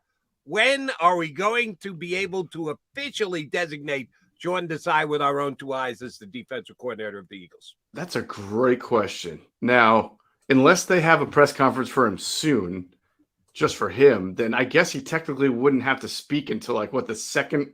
There's that day that the assistants or the coordinators during OTAs speak, right, John? That's where I'm guessing the OTAs. That's probably going to be it. I can't imagine they're going to call some special press conference just for Sean Desai. By this point, you wouldn't think so. I when are the OTA scheduled? If you guys know, it's your. It's May. I don't have the dates in front of me. May. Well, I know this: the Eagles start later than anybody and then finish earlier than anybody. Yes, with their OTA schedule. So they are for the second consecutive season. They and the Cincinnati Bengals are the only teams with no mandatory camp. Right. Actually, 3 consecutive years because the COVID year. That's right. Which is where it all started. Let's see, May 30th, June 1st, June 2nd, June 5th, 6th, 8th. Those are your Eagles OTA days. So somewhere in that range. We'll finally. I get a little nice Memorial Day prop bet for when Sean Desai speaks. I argue, Jeff, they should have learned from Nick Sirianni. Opening presser didn't go well. Correct. Why not get the guy some stinking reps? Get reps. Get him comfortable by training camp. Good point. It's a good point. I would think though that if you just throw him in like in the middle of OTAs, like there's just so much going on that even if it's a bad press conference, it doesn't get enough. You know, it doesn't have a lot of legs to it. Yeah, potentially. Yeah. And by the way, the guy's done it before. He was in Chicago. Yeah, I know. It's crazy. It is not like he was in Topeka. He should be able to handle a press conference. I don't know, but that's me. What about Topeka? All right, GM. John and I kicked this around earlier, the fact that the Eagles have taken it on themselves, that they're going to make sure that their number one draft pick, Jalen Carter, is maturing as he goes along. And it's going to be on the entire organization and his fellow Georgia team and the Fletcher Coxes and the Brandon Grahams of the world. How much of it falls to Jalen Hurts? He is the man in that locker room now. He has been made the man by virtue of the contract that he got. The quarterback is the leader of the offense, but most people think of the entire team. If you want someone to talk about maturity, the owner called him the most mature 24-year-old he's ever met in his entire life. You would think he would be the guy, but does offense cross over to defense? Is Jalen Hurts going to be a guy who can take Jalen Carter under his wing, a Jalen connection? How much do you think the responsibility falls on him, if any, to help this young man make sure that he's getting off his career in the right direction? Yeah, there's certainly some. I mean, it would be weird for a quarterback to sort of take a defensive tackle, throw his arm around him and say, here's how you're going to do it, while you're here. And I would imagine that Jalen Carter, while he's here, starts off with a clean slate. But I think Jalen Hurts' responsibility sort of remains the same as far as just being the tone setter, the culture setter, getting to work early, all the Alabama isms and Oklahoma isms that he's always talking about. Rent's paid, got to pay the rent is due, all that stuff. Keep what does he always say? Keep what it is, all that stuff. He just has to continue to live by that. If something pops up on his radar that's not right, he absolutely has, the clout in the locker room to say it. And most people, if not all people, are going to follow him if he says it. So Jalen Carter is going to have to abide by that. And, same thing with some of the other leaders too. Like Jason Kelce, I don't think it was an accident that Jason Kelce was there to talk to him and meet him during his pre-draft process, right? When he came to Novacare, I think he said, I'm pretty sure that was intentional on the Eagles' part to feel out Jalen Carter with a guy like Jason Kelce and sort of get some feedback and see how they interact together as well. Brandon Graham, same thing. I mean, that Fletcher Cox, that's part of why this pick was made. Jeff. What's that? I think Fletch is going to be the biggest one of all because he's the guy who's going to be with him every day in positional meetings. I think 100%. Yeah. But boy, that I think he's the best player in the draft, just pure talent wise. I would have had him at number one. Paris Johnson is a guy the Eagles really liked. I think he was at that. By the way, a lot of people had Paris Johnson. Las Vegas, I mentioned Peter King's. They had Paris Johnson number one on their board for where they were. That's interesting. Okay. Yeah, they wanted 3 quarterbacks to go, and they had 4 players. Paris Johnson was number one. Arizona traded back up for Paris Johnson. Yeah, so that was an interesting move. Yeah, he was really high on a lot of people's boards. But if you look at, we'll say day 2 on, who's your favorite pick? Day 2 from the Eagles. Yeah. Well, I'd be a hypocrite if I didn't say the Sidney Brown pick really, stands out to me, only because people Inside the Birds listeners are probably bored of me just constantly saying how badly this team needs to hit on a safety or a corner. And in order to do that, you actually have to take one in the first, second, or third round. Now, we knew safety in the first round was out, not even second round. But that was pretty close to a second round pick where they got Sidney Brown. I'm sure they had him on their board. Early third. Yeah. Yeah. I'm sure they had him on their board as a second rounder. So that, a great kid, terrific leader. They talk about the Red Star. You never know if a guy's going to pan out, but usually when you have that kind of a work ethic and you've got a baseline skill set that makes you a second or third round pick, you're going to translate well to the NFL. The Jaquan Jarrett horror from 12 years ago, I don't think is going to be repeated here. I don't think it was a reach where they took him. I think what they say about him and his skill set will translate well. He's not Chauncey Gardner-Johnson. I know he had the 6 picks. He's a right place in the right time guy, smart guy, not like an Ed Reed type, but I still think he's going to be a very serviceable safety for this team. And, we'll see how long it takes him to get into the starting lineup. I would think not too long based on what the Eagles have. Yeah, I already project him as a starter real quick as a follow-up to that. I was one of those guys, like I look, Eagles need a safety. I'm looking at coverage safeties, and Sidney was a box safety in Illinois, and they had a coverage safety, by the way, the other guy. Yeah, who went higher. Yeah. You know, the Eagles said, though, you know, they're not changing defense. He's going to play in the post a lot, like all their safeties. And they just projected that he could do it. You know, a lot of these college players, they have star position, rover position. They're just good players and they move them around. I was kind of impressed, and this goes with Tyler Steen as well, who's never played one game at guard, but that's where the Eagles project him at, announced him as a guard. I think they're ahead of the curve when it comes to, you know, looking outside and not putting projects in boxes. You think that's where you think that's not rare, and a bunch of teams do that. No, I do. Well, I do think teams will do that. I mean, based on, like, for example, Tyler Steen has 33.5-inch arms. Yeah. So you're not playing tackle in the NFL unless you are just the most supreme athlete to be able to play tackle with 33.5-inch arms. So I think that they're pretty good, though, at taking guys who did play tackle who don't necessarily fit the NFL tackle archetype. You know, Jack Driscoll is a good example too. And saying we can move this guy inside and get pretty good production from that player. And if he has to move outside in a pinch a little bit, you can probably win with him, but you just don't want to try to win with him in the long term because he doesn't physically satisfy the criteria that we're looking for. And look, they've won games with Jack Driscoll. Driscoll's not bad. He's in the mix for the competition. I imagine Steen will win it and be the right guard. But yeah, it works in that way. And then what you think Steen's going to beat out Juergens? Because I think he's got a shot. I think he will probably be considered the lead horse in that race. Now, Juergens could potentially win it. I think that, you know, that he'll always still be the next center. He has to prove he's strong enough to play right guard.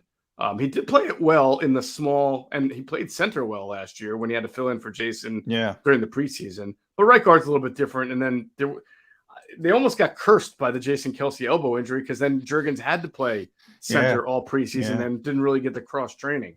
But it'll be a good race. And then the good thing is I feel like whoever doesn't win the competition is still going to be a pretty good backup at that spot that they can win with if need be. And I do think all the quarters coverage, John, that we're seeing, especially from the Eagles, the two high safeties, kind of lessens the burden for a post safety to be a true center fielder, right? I mean, how often do you see the Eagles play, at least start off with two safeties deep, or if they're one, then they roll the safety back a little bit. So a guy like Sidney Brown, he's probably going to wind up only playing a third to a half of the field anyway. All right, so we've got Sidney Brown, who, quote-unquote, was a box safety. We'll find out what he is.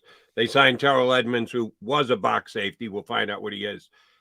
Maybe we could actually find out how they plan to use these guys if they ever let Sean Desai talk. I'm not going back down that road again. All right, instead, here's the question I've got for you. Talk about just putting a position out to pasture. Forget about linebacker. How about punter? Ty Detmer, they're bringing in to punt. No, not Ty Detmer. That would be amazing if they brought Ty Detmer in to be a punter. Ty Zettner. Zettner. Oh, sorry, I misread that. I thought it said Ty Detmer. I thought he was coming back to restoke his career and was going to do so punting for the Eagles. A kid from Kansas State who I've never heard of. Sorry, Ty. Is Aaron Siposs going to be the Eagles kicker again? Is he going to do the punting again this year? When last we saw Aaron Siposs, not good. Are they going to bring in a veteran guy at some point to make it a three-way competition between Ty, don't call me Detmer, Zettner? I'm not sure that they are. I mean, I would hope that they would, but it's not exactly an area that they run to upgrade until they really get squeezed like they did last year and had to sign Brett Kern. So I guess I would say, though, Zettner will probably get a pretty good look here at what he can do. He's got a shot. He's from Kansas State. If the one thing you know about Kansas State is that for like the last 30 years, they're always really good on special teams, right? I mean, that's always like ever since going back to Bill Snyder. So, hey, if the punter is good, he'll probably get a really good look. Yeah. Can I tell you my favorite Bill Snyder story ever? Sure. Now, you guys are, I'm the oldest of the crew, but you guys are not spring chickens either. So you can actually remember this. We'll have a couple of people here that'll go, what the hell are you talking about? There was a time in our world where there was no such thing as the internet, where immediate information was out there and floating out there and the like. WIP, I want to say 91, 92, somewhere there about. Bill Snyder was the coach of Kansas State. He's still the coach of Kansas forever, but he was a hot young coach at the time. I said, I am going to start a rumor here on WIP. It is false. It is a stone cold lie. I am making this you-know-what up. So if you're not listening now, you will not hear that. But for those of you who are listening, know that I'm lying. I'm making this up. The Philadelphia Eagles are interested in Bill Snyder as their next head coach. And I'm going to reference it 20 minutes from now and 40 minutes, and did it over 3 straight hours. I said, I want to see where this is picked up, because somebody will just get the story, and a Philadelphia reporter who's lying through his teeth. The Eagles, as far as I know, have no interest in Bill Snyder, but we're going to talk as if they do for the next 3 hours. And I did, and the stories were breaking in Kansas. Oh, Bill Snyder might be going to the National Football League. That's so funny you brought up Bill Snyder's name. Well, 30 years ago. That's not good. That's why Jonathan Gannon's completing talk radio with us. Exactly. Yeah, when I admitted to, I told the people, listen, I'm lying to you. I'm just making this crap up. It's not happening. You're so giving too much what credit. I get from this is that Jody was the initial troll, like what we call an internet troll. Now he is the godfather of trolls. A stone cold troll 30 years ago. Yes, I did, because I at the time, and now you can't do it anymore because the internet, there's immediate access. But the whole phone game passes down the line, it changes as it goes from person to person to person. Oh yeah, in the history books, Jody. There was people tried to get me a phone message from Kansas to see if I could confirm that I said. They probably still do. Oh yeah, I did. Remember that time the NFL was interested in Bill Snyder? Remember that? They probably still talk about that in Kansas. This should go in the chapter of a history book after we learn about the War of the Worlds night, where that radio broadcast that made everybody think the aliens were attacking. And then this would follow right in the history book. You should learn from War of the Worlds, Jody, because people will believe it. So I knew that I'd reel a couple in. Yeah. And I did that day. All right, Moshe, when's the next podcast going up, Inside the Birds? It's out right now. It's out on all podcasts and YouTube platforms. Adam Kaplan and I, we did a little draft recap, a little DeAndre Swift talk, shared some of our scouting intel that we got on all the picks that the Eagles made, and then also what went into the trade to get DeAndre Swift. It's out. At Jeff P. Mosher. When did that change? It used to be, didn't it used to be Jeff Mosher? It was. Well, I do a Phillies podcast now as well with Frank Close. And once Twitter took my blue check mark away, I just felt like switching things up a little bit, Yeah. How about that? Taking our blue check marks. How dare they? I feel naked. Mosher. Definitely naked. How dare they? And I'm not paying them. I will not do it. Troll under a new Twitter address. There we go. Jeff, good stuff. Always a pleasure, buddy. Thank you much for coming on. You got it, guys. Thanks for having me. Thanks, Moshe. Mosher from InsideTheBirds.com and the Inside the Birds podcast. All right, Johnny Mac coming back. We've only got a couple of minutes left. Make sure you stick around. Do you stream on a Roku, Fire Stick, Google TV, or Apple TV? Now you can watch 6ABC 24/7 with the 6ABC Philadelphia streaming app. And the big story on Action News? Search 6ABC Philadelphia and start streaming today. Go to get your game on. Go for the beers. Go for the cheers. Go for the hit and the hits. Go for the stakes and the stakes. Go to get your parlay on. Go to get your party on. Go for the scene. Go for the screens. Go for the gallery. Go for the win. Go to Ocean. Visit theoceanac.com to plan your visit. The greatest fans on earth. It's a bold statement, but would you expect anything less from Philadelphia?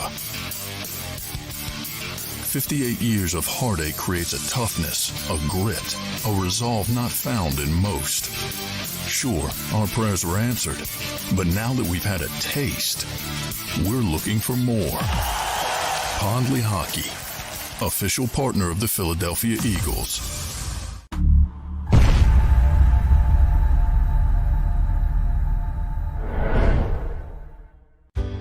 Go passionately.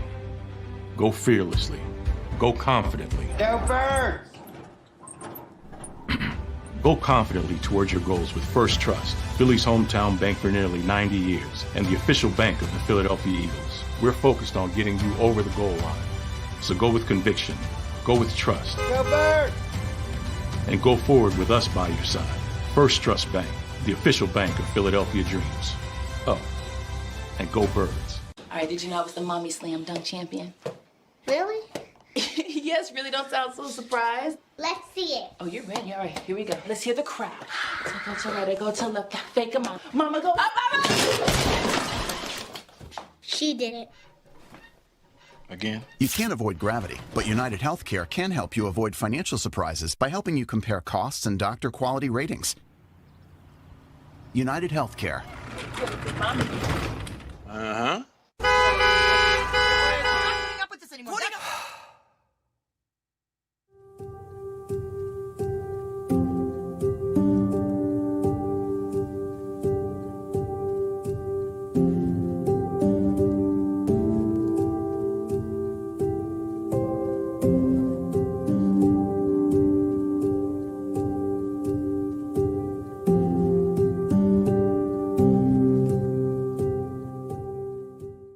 EAGLES, Eagles.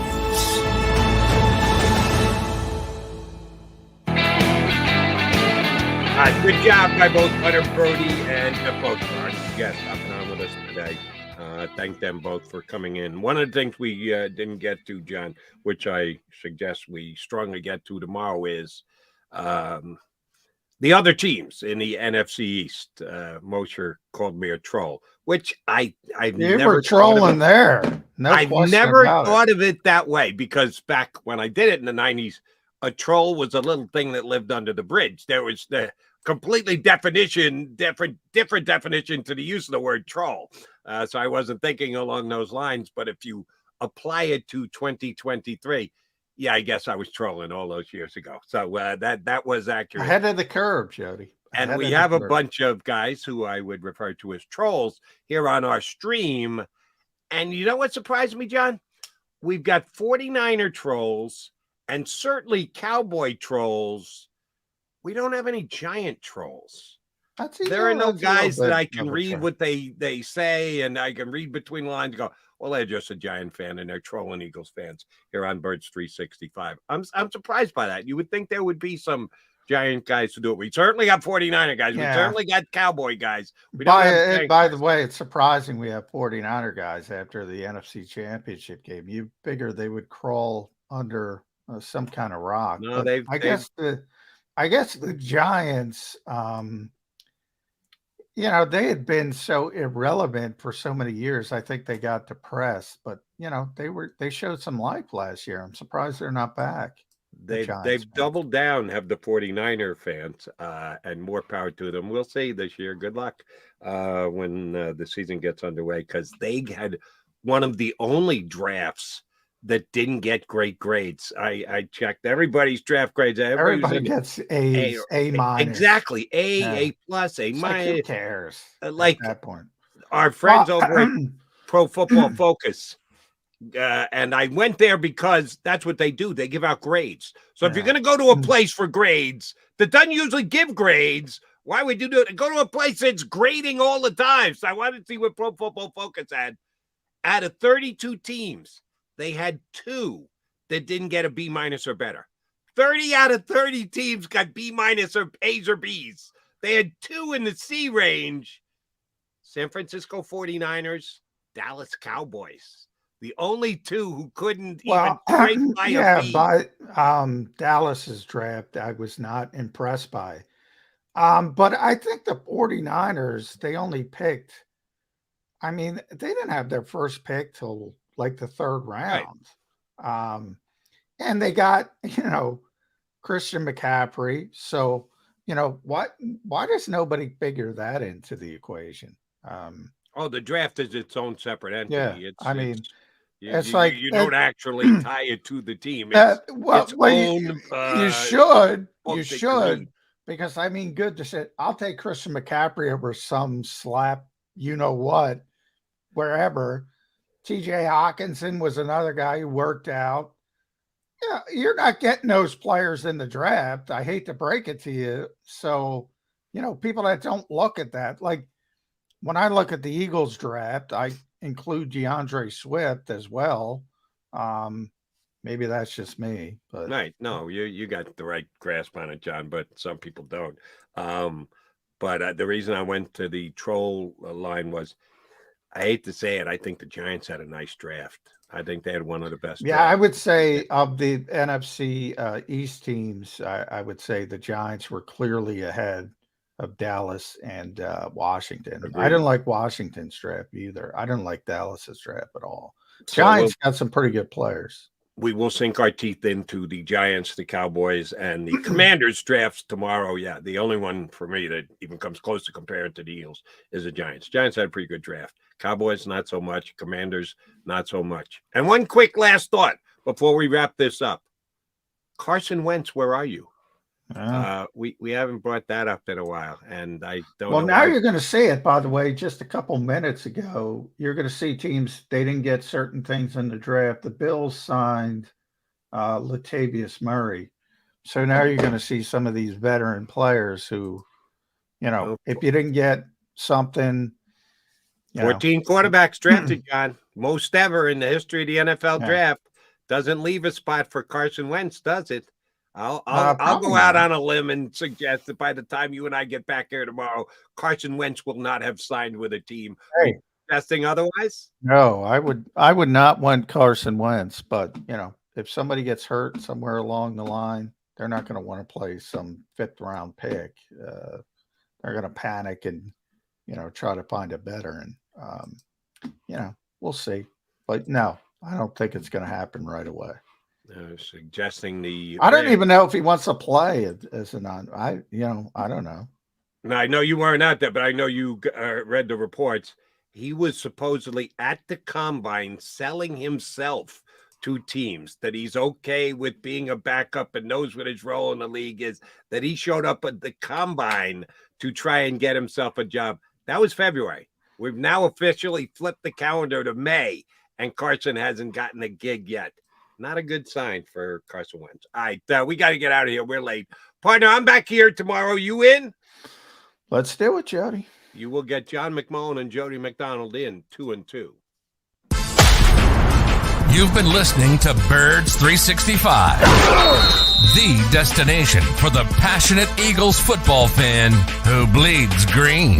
If it's Eagles football, we're talking about it. Debate inside the locker room and guests that are some of the greatest football minds from around the region. We hope you enjoyed the show. We know we had a blast. Make sure to like, comment, and subscribe, and we'll be back soon.